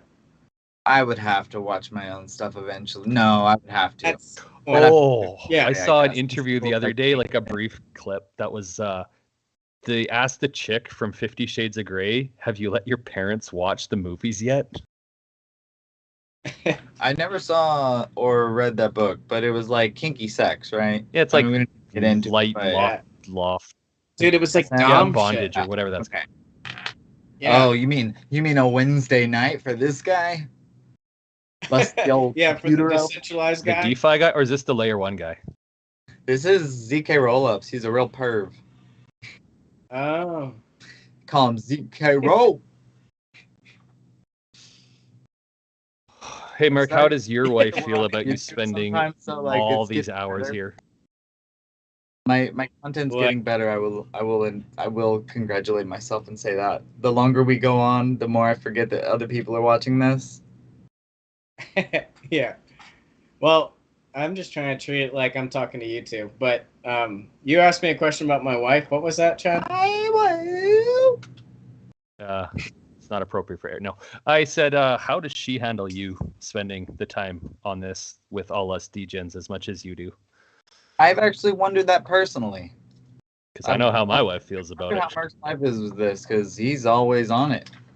Same with you, though, She's Chad. dealt with me doing crypto for like 5 years now, man. She gets it. She understands where we're at. She knows it's game time. It's always game time. Been Dope. game time for 5 years. That's dope. Yeah. But no, I mean, we spend time together as much as possible. We live together too, obviously, so we get a lot of time together. Do you ever do DeFi together? Like, have you ever sat in a Twitter space watching goblins together for 5 hours? Dude, I have tried so hard to get her into crypto, and she's just like, take my money and you do it. I don't care. She couldn't care less about the actual like technicals of it. She doesn't want to get in the gameness of it or get addicted to gambling or Yeah. whatever it is. Whatever we are. I have at least taught. I'm like- I at least taught my wife. She can now open MetaMask on her phone and go to the Alpha Nodes D app and see how much her reflections are. She can do that. That's it. That's pretty good. Has I mean, no that's- clue what it means. She can do it, but You know, yeah, I know. I'm like, I just do want to say there's a lot of badass chicks in DeFi though, like for sure. So absolutely. shout out to One the of them's men- our moderator. SPHGs. What's up? One of them's our One of moderator. them's a moderator. Yeah, big shout Oh out to yeah, Phoenix. for sure. Yeah. Phoenix is awesome. Absolute badass. Love Phoenix. But yeah, I've talked to Molly and been like, so you don't care about regenerative revenue streams? It's funny. And she's So Merk's just doxing his wife right now. That's There we awesome. oh yeah, it's all good. But I've heard his name before being used in a chat. interesting story for people who don't know. Merk's wife has the same name as my youngest daughter. Aw. Yeah. Got a little girl named Molly. Yep. What are your other children's names, or do you not want to share that? That might be a little weird if you share. Dude, we're like on Instagram. My family is fully doxxed. It's fine. My oldest Okay. is Ryan. He's going to be 16 this year. Then I have Cora. She's 13. Then we have Faith, Molly, and Benjamin. So You have a lot of kids. Is it tough being a DeFi dad? that's pretty tough, yeah. I'm sure. Jeez, I don't know how you manage. It's the Chadma bunch. Like I said about Merk, like wondering how his wife. I've actually thought that. Is that creepy to admit? Like, but I've thought like, wonder how Merk's wife feels about him being on all the time. And I think the same thing about you, but regarding your children, I'm like, wonder how he's able to dad and still DeFi all the time. Like, not saying you like time wise, but I'm saying Well, like energy. A How do big you? A big part of it is I do it all the time at work on my cell phone. I'm not really. I'm trying to avoid the work and doing the DeFi. I wonder that sometimes too. But then You're doing all you do from a cell. You Yeah. do a lot of stuff. and then when I get home, like the kids, like tonight, they were in bed at 7. So then we started this for me. We started this at 8. And so like I'll be up till 1 doing this while everyone's asleep. A lot of times I'll watch, but my wife goes to bed at like 9 too. So after 9 p.m. for me, it's like, yeah, I just don't sleep much. And if I do sleep, I wake up at 3 in the morning and talk to everybody in the middle of the night. Love those pop-ins whenever I happen to be awake.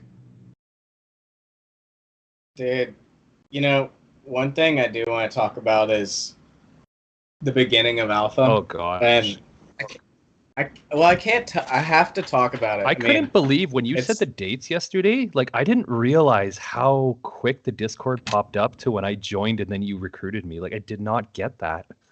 Okay, I've never looked back to the very beginning of the Discord. How long was the Discord open before launch date on February 19th? 1 week.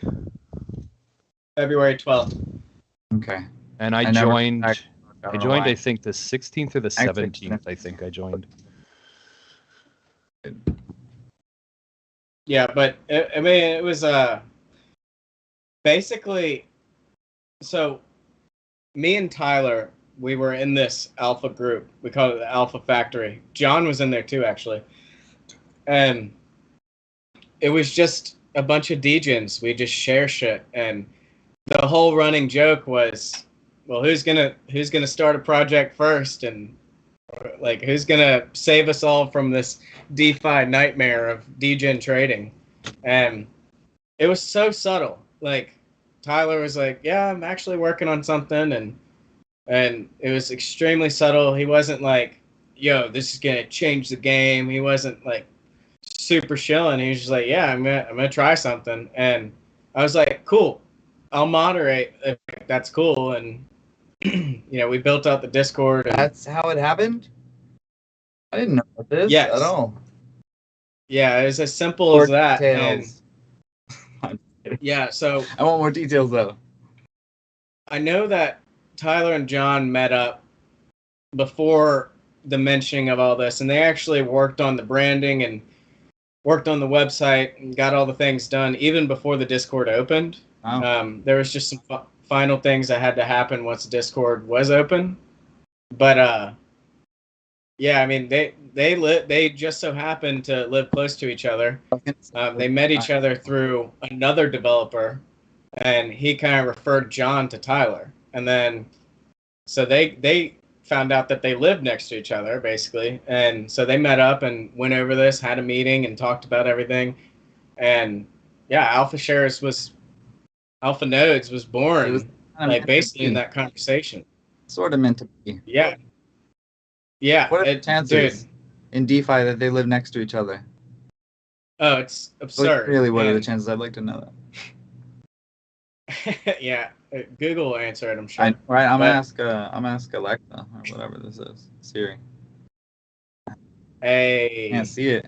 There's that Deathfire background. Oh, yeah. Are we sharing? See Let's see if I got mine here for everyone too. Well, I got to take care of 75 notifications on my home screen. 1 sec. My wife. Discord. What?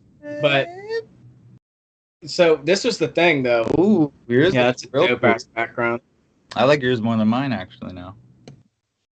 When we created the Twitter, it blew up. And when I say blow up, I mean like thousands and thousands of people. It's like, what the f is happening right now? And then we had so many people saying, when are you launching? For that week that people joined, like it took them 30 minutes to be like, when are you launching? Can you launch already? Like, hurry up and launch. We just want the launch. And the day that we decided to launch, gas was at like 130, 140. And that was so hard. We're all talking about like, do we delay? Like, what do we do? We did delay. Like I think it was an hour. Yeah, we put it to community vote, if you remember. And then the community voted like, yeah, let's delay a little bit. And then there was so many people raging, and we're like, but you guys asked us to delay. We're never gonna be happy. Nobody's always happy. Yeah, but it was good that we delayed because gas was absurd. People would have gotten absolutely gutted. There were those rug drops that day. Yes, there's like 3 projects at that time, and 2 of them for sure rugged. I was in two of them. One was a friendly rug. One was The friendly rug. Particle, the friendly rug. I think this might have started Particle, or I mean, this might have started the friendly rug. I have it on my what was it? Particle, and it was the other one was science related, or a particle like nuclear. No, I don't know. It was something like that, but it was like particle and something else. I really want that name now, but they rugged me, and that sucks. And then I went to sleep, and the next night I got up, got on the computer, got on Twitter, found Alpha. Like Alpha knows like super fast after I got on Twitter. Just saw somebody mentioned it. The name stuck with me. I don't know what they had said about it. They caught me, but said something about Alpha nodes, something something. I don't even remember who it was. It was either MERK or Coffee. And I think it might have been Coffee on the blockchain. I think it was. I think the chances are better that I would have seen his, but I did follow you. So when I went into the Discord, that's what that's the only thing that caught my eye. Is that I recognized your name, Merk. Like I was gonna leave the Discord.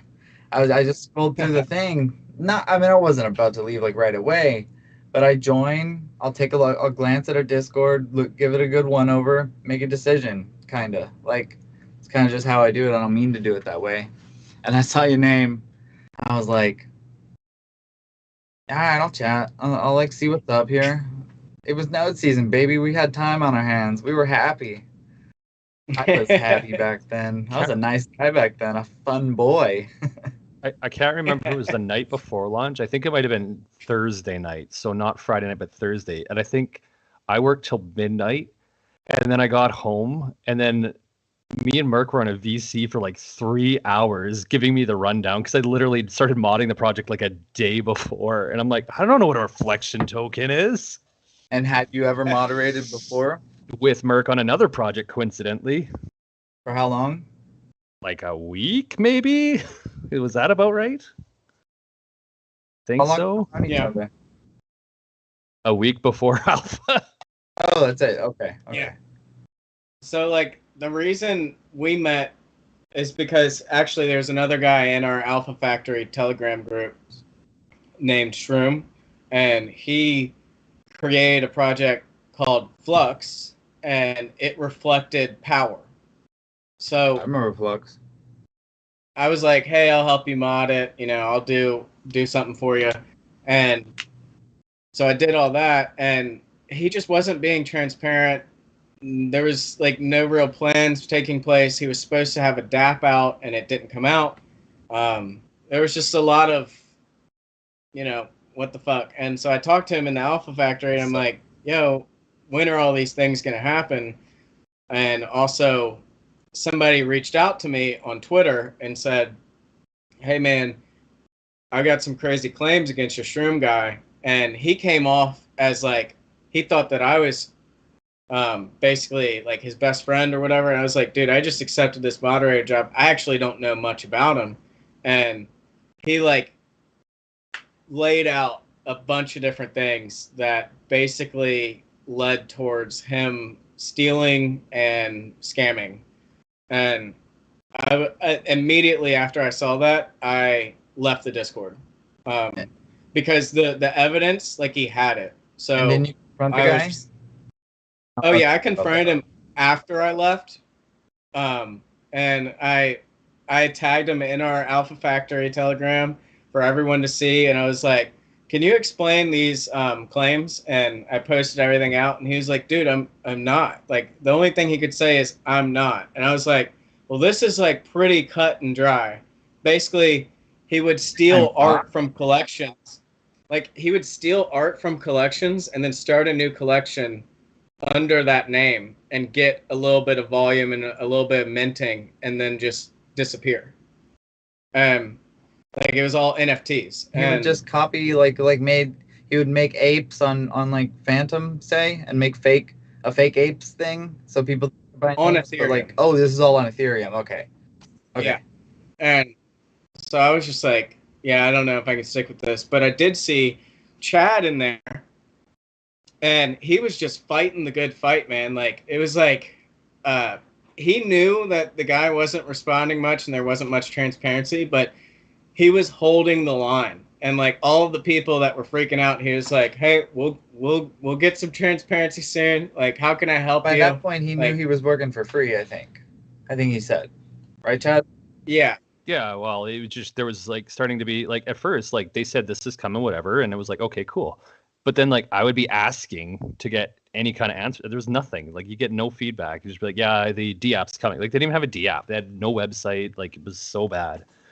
Oh, And yeah. After that, it was finished. just yeah, it was not So great. so you hit up Chad, and what happened? Well, I just saw the way that he was like moderating and he was active, and I was like, well, I'm the only moderator, and we've got Tyler and John's busy working, so what should we do?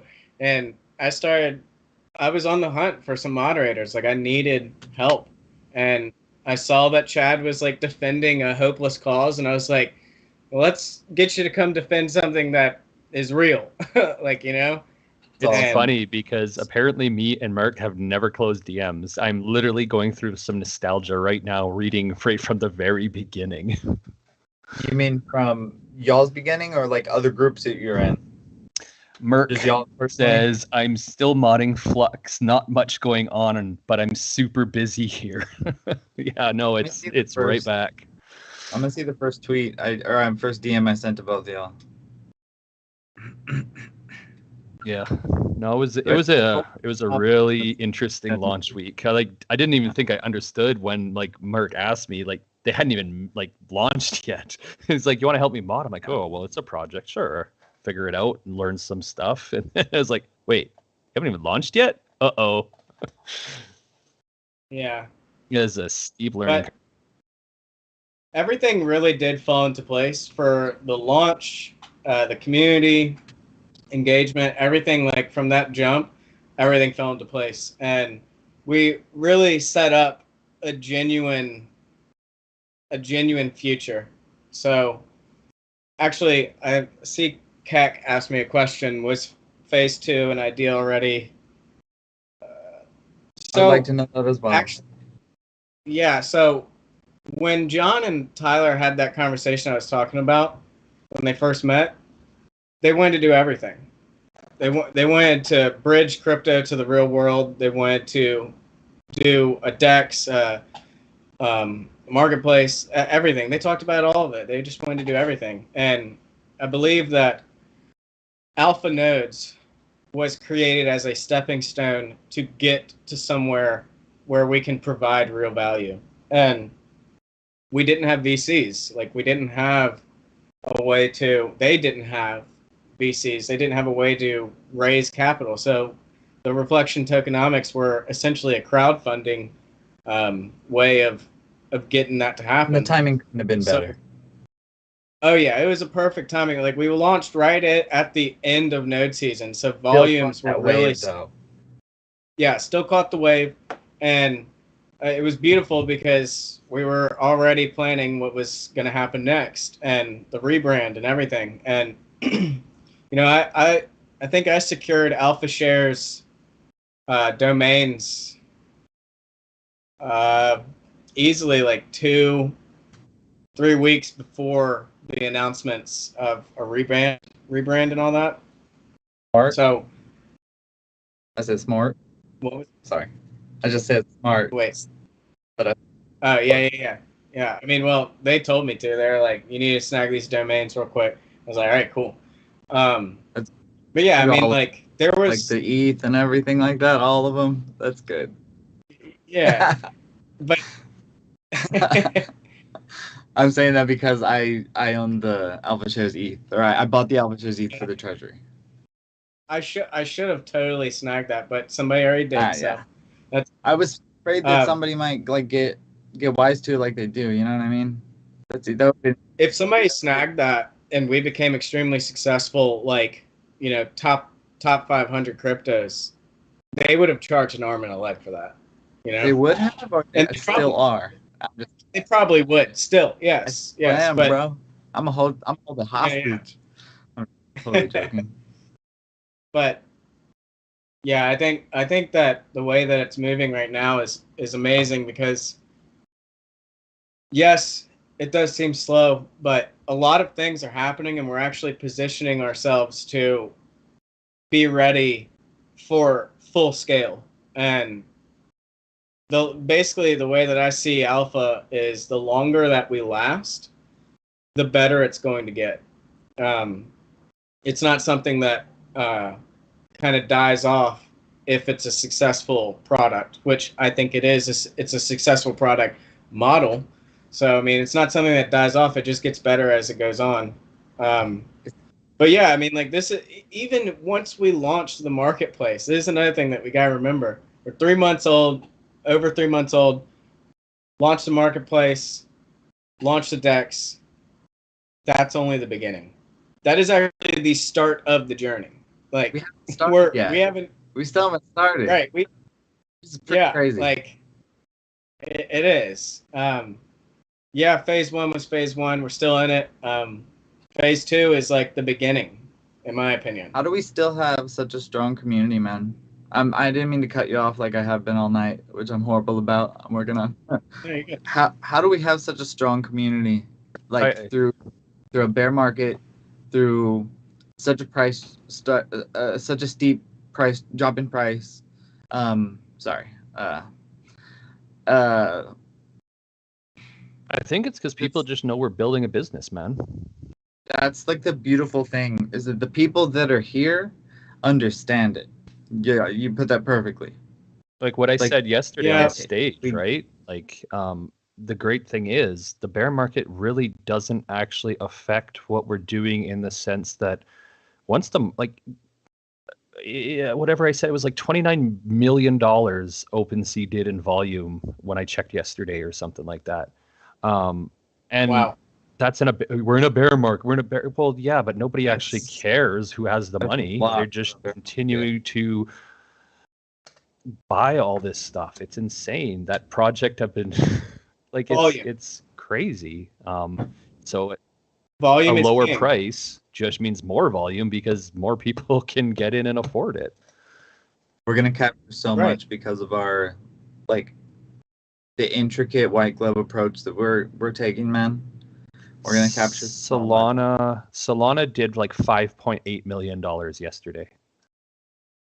Dang. That's more than that. Magic Eden on Solana, yeah. 5.8 million yesterday. Magic Eden? Yeah. Well, is Magic Eden like the only one on Solana? I think so, yeah. Well, they're the biggest, yes. So this one NFT show that I was watching today, they have the Weatherman come and do an update, and the Weatherman just literally talks about the different exchanges and how much they've done. And I'm like, man, I can't wait to hear. And Alpha shares like $5.2 million yesterday or something. To circle back to the community, I think that we have a strong community because simply the people that are here every day, the moderators, the leaders, Tyler and John.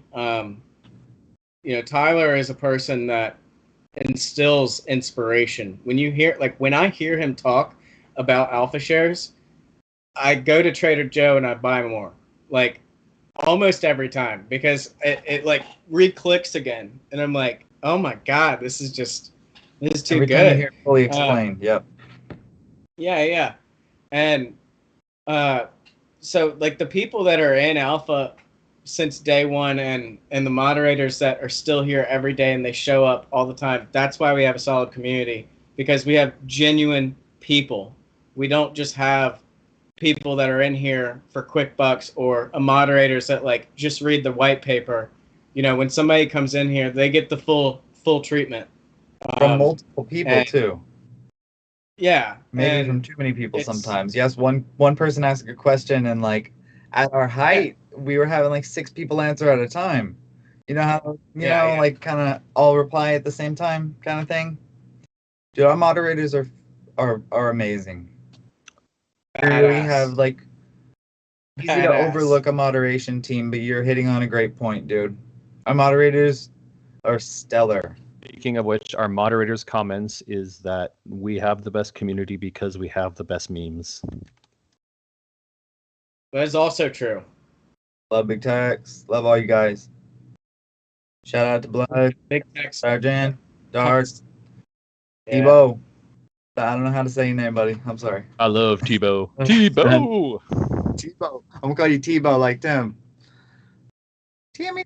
Yeah, there's just a lot of good people in our community, and also the veterans. The fact that we're pushing that too. We have moderators that are veterans. We have a bunch of people that have started joining the veterans chat. It's an amazing thing. First responders as well. Love it. I don't know. I appreciate everyone doing all the things that need to be done. Basically, it takes a village to build a protocol, and the best way to think about it is Alpha Shares is like a baby. It has to be babied, and it has to be taken care of and chaperoned, and we have to be careful with every step we take. Yeah, non-stop, and it never ends until it grows up. And then you get to a point where it's just simple moderation and updates and all that. But if our moderators stop showing up even once, and I stop showing up, and anyone for that matter on the team stop showing up just once, and a question was unanswered, that is so much more detrimental than, basically, I guess what I'm trying to say, it's just detrimental. Not being able to be there for when new people come in, or people that are already here, people that have been with us to ask questions. We're still at a time where you have to baby that. You have to take care of the wants and needs of the community. And the community is what drives the product. The product, people are enticed by. The community is enticed by the product, but the community is the reason why the product is successful to begin with. So basically, like being on the team and being a moderator, you're making the sacrifice to be there, make the commitment, and just simply be there. That's all it takes, is just being. You gotta be present. If you're present, you're gonna like be able to answer all the questions and stuff. Like, stay up to date on all the info.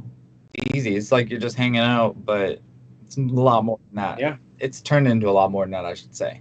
At its core, the core, like being a mod, like the idea is simple until you see it really go down, and it's like, wait, moderators do a lot of shit, or at least some projects moderators do a ton of stuff. They're like, we're all the team. Like, we have different roles, but maybe to like give a little insight to people, investors, I mean, or investors, I'm sorry guys, to the community, to give a little insight to the community. We just act as one. We all put in work. We all, like, from the junior mods up to Sub and Bad, like, and MERK and Chad. Like, I just have to list everybody now. Loving that farmer. Just everybody is so killer, the way we work as one unit, cohesively as like a unit right now. Because we have to. If we're not all on the same page, we're not going to pull this off. Well, yeah. The thing I've noticed recently over the last little while that I've been really happy with is that everybody is able to grow with their own skill set. Like, we were originally kind of like trying to put everyone into a box of what you're going to do, because we need to have this structure happening. And I think we achieved that. But then we started to go, okay, well, where do these boxes fit the best? So as that happened, like, you'll start to see, like, if someone's just got this good connection and good idea, it might not have been their thing to begin with, but it's just become such a natural fit for stuff to go together outside what we would maybe think someone's own role or comfort was. And then it's not like it's being taken over and taken away from them. They get to be included in something that wasn't theirs to begin with, or maybe their responsibility to begin with. But it's like, hey, no, you found this. Let's have you grow, and we're going to help you do this. And yeah, we'll take care of it, but with you on us. So it's been really good to see the growth of everybody. Totally agree.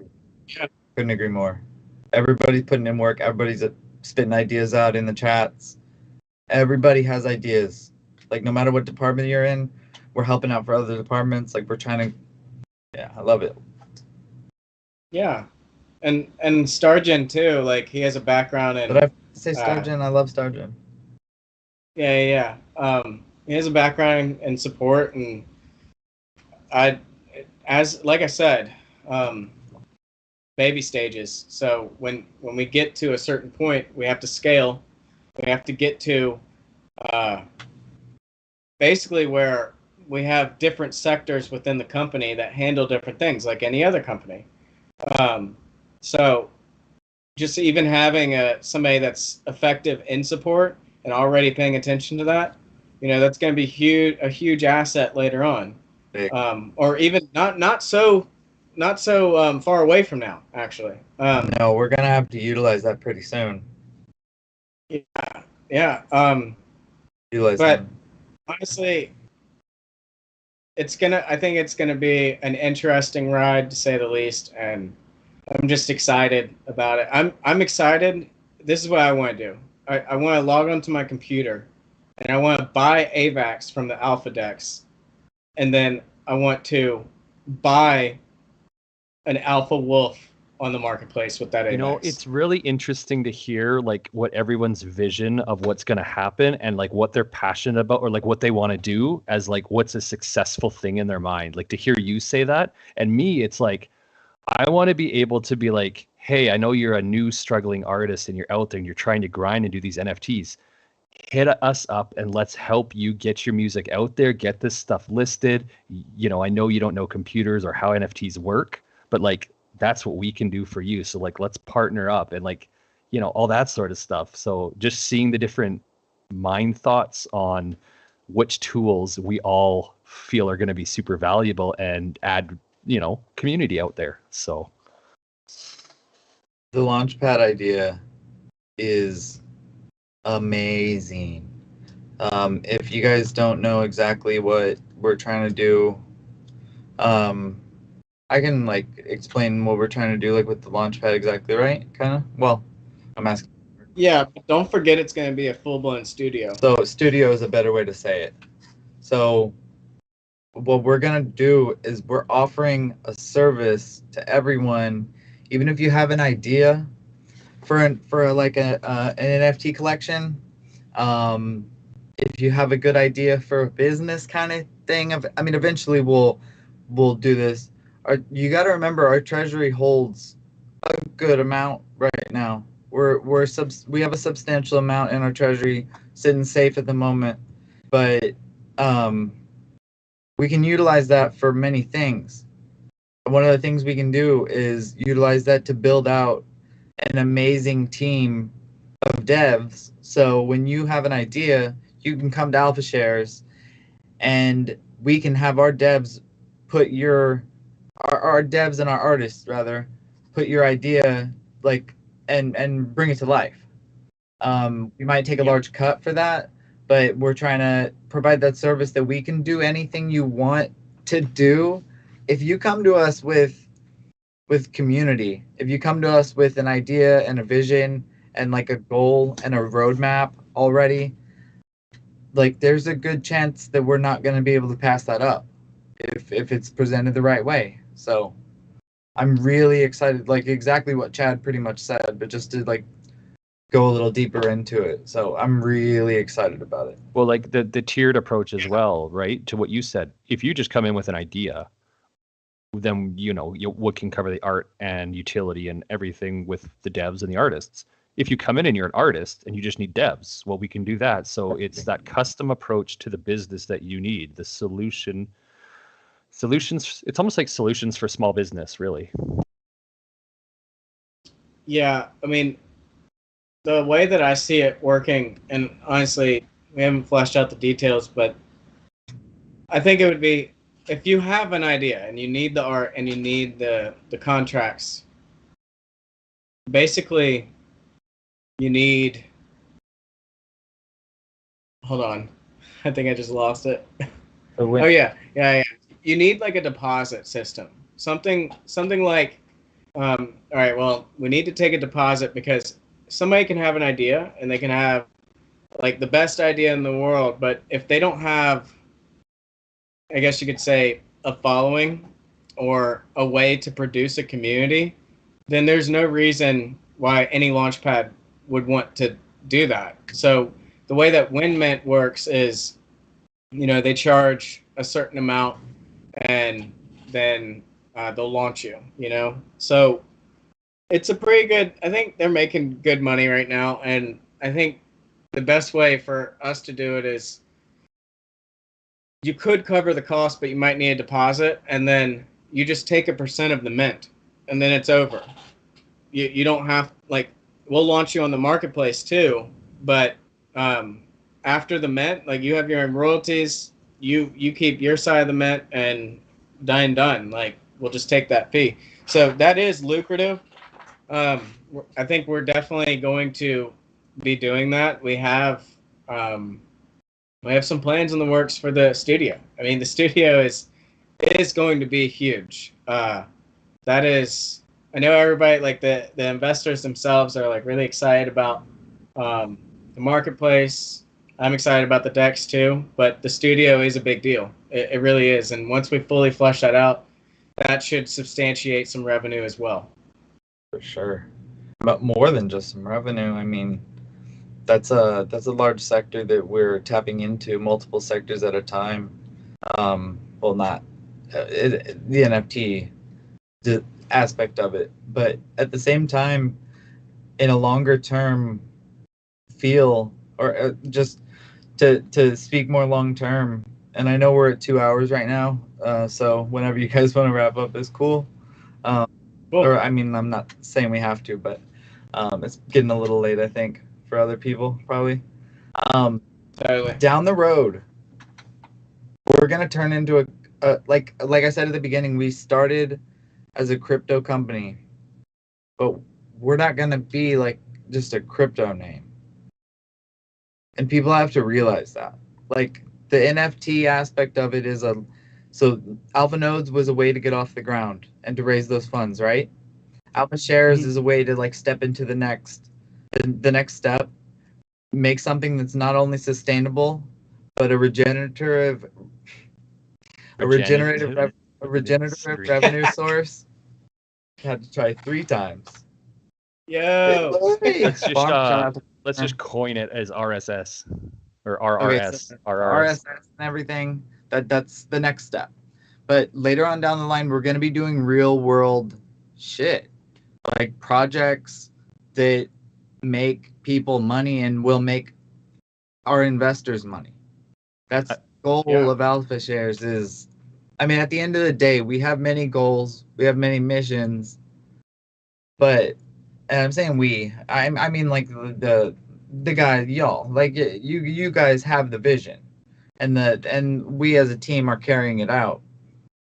But just down the line, I can't wait to see what this grows into. 10 years from now, we could have like offices, even though I don't know if offices will still be a thing. Like, we could have like we might need like a headquarters office, or it could be on a beach though, maybe in Hawaii. Probably. Yeah. Yeah. We could just have it on a farm. I'm thinking of a farm somewhere, but I don't know which farm. Small farmer farm. Okay. That's all I was saying. Sorry for my little rant. Just, I'm so excited for what this. I mean, I agree with you. And one thing I keep thinking of when I see all these people, and they're like, I got rugged. And I'm like, what did rugged you? And they're like, monkey crack. And I'm like, why are you buying something called monkey crack? Like, did you expect monkey crap to fuck you? so like, honestly, the whole Alpha Shares marketing right off, it's like, this is literally something I feel like you're going to be able to flip through a magazine, or it's on a banner on whatever one day. Like, they're doing everything right to make this a business that you're just going to start seeing places all over the place. So yeah, absolutely. I mean, that's what it's all about.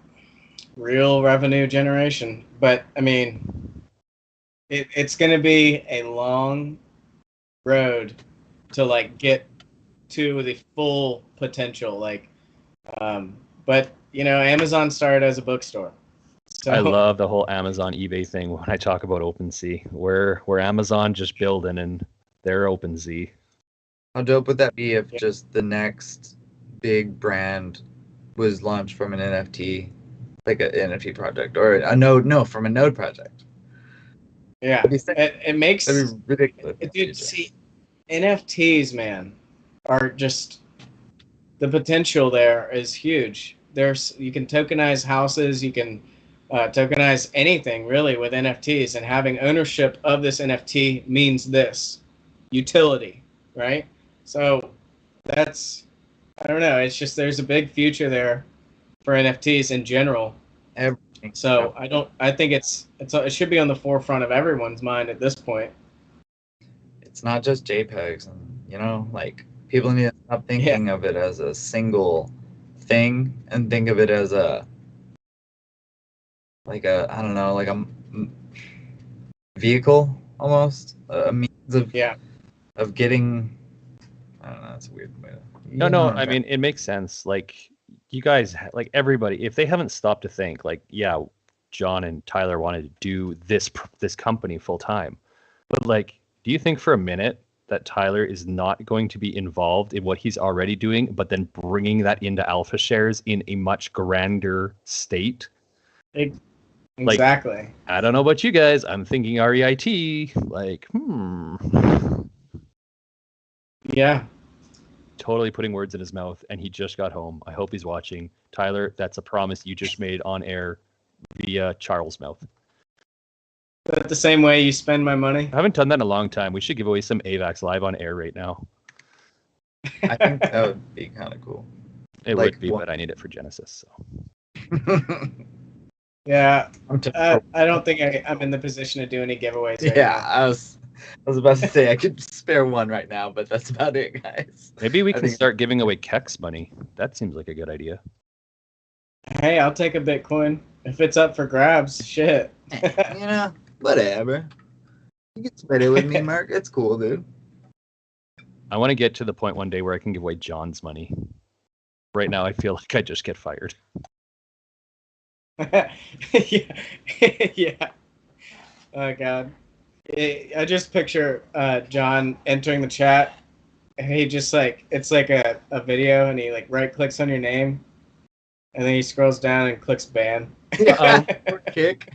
Oh, ban would be better. Yeah. So I know I was like It'd be funny hardcore. if we just kicked him though and let him join again and just did it over and over. I know I was hardcore memeing it for a little bit, but like, did you actually start to feel like, what the hell? Why does every time I leave the Discord, John show up and start dropping screenshots and everything? Dude, I know. It's because he's working on really cool shit, and he's like dying to show everyone. Oh, I would be when he showed us the last time when he just hopped in chat all of a sudden and just busted out all this alpha. Like that was the day I realized for the last time like how big of a deal this is. Not for the last time, but like kinda. Like I finally realized it. I don't even know what that means, Charles. I'm confusing myself kinda, but it's an idea that I can't get out right now. All right. Well, I think it might be getting a little bit On late. that note, I want to thank you guys for showing up. All you guys out there watching, I want to give a big shout out to Dan for doxing himself and being a part of the show. It was a lot of fun. Yeah, I had a great time. Thanks for coming on. It's fun talking. It's fun talking over you and cutting you off a couple times, a lot of times. Do you drive how you talk? Just like. Oh yeah, no, I don't stop, baby. We don't make no stops. Dude, the best. I'm just gonna say this because I thought about it, but the best part about yeah no is like when you say yeah no, you mean the first thing you say, or no, the second thing you say. Because if you say no yeah, you mean yeah. But if you say thought about it before. Yeah no, I don't know. Yeah no. Yeah I know. No yeah. No yeah. No, that's how you say yeah. That's how a human would say it. That's how a human being talks. Right. Not like a robot. Okay. This was so much fun. Thanks again. We just don't want to end it, but it's 11:11, so I'm gonna make a wish. I wish this show would end. No. It's funny you everybody say have that a night, because Sub be is safe. just sitting in chat, crying Hug your dog. himself, laughing right now. What up, Subtacular? Subtraction? Subtacular. I call it Oh yeah, you got subtraction. I don't think he was there for the subnets, Oh but gosh, the boxers? the No, hair it's the nets, boxers. subs nets. Subnet. You can make bank, baby. Hey, we could make bank because it was my idea, so I get 25%, right? That's what that means. Where do That's what you said. Where do you put the I am Charles? Well, on the hairnet? Or the A boxer? picture of me on the hairnet. A picture of Charles on the hairnet? All right, guys. Yeah, we're gonna end the stream. We got the Thank you, Doob up Doob. here in the speakers saying goodnight. So Hey, thanks for helping us out, dude. We wanna check out shout the to- goblins.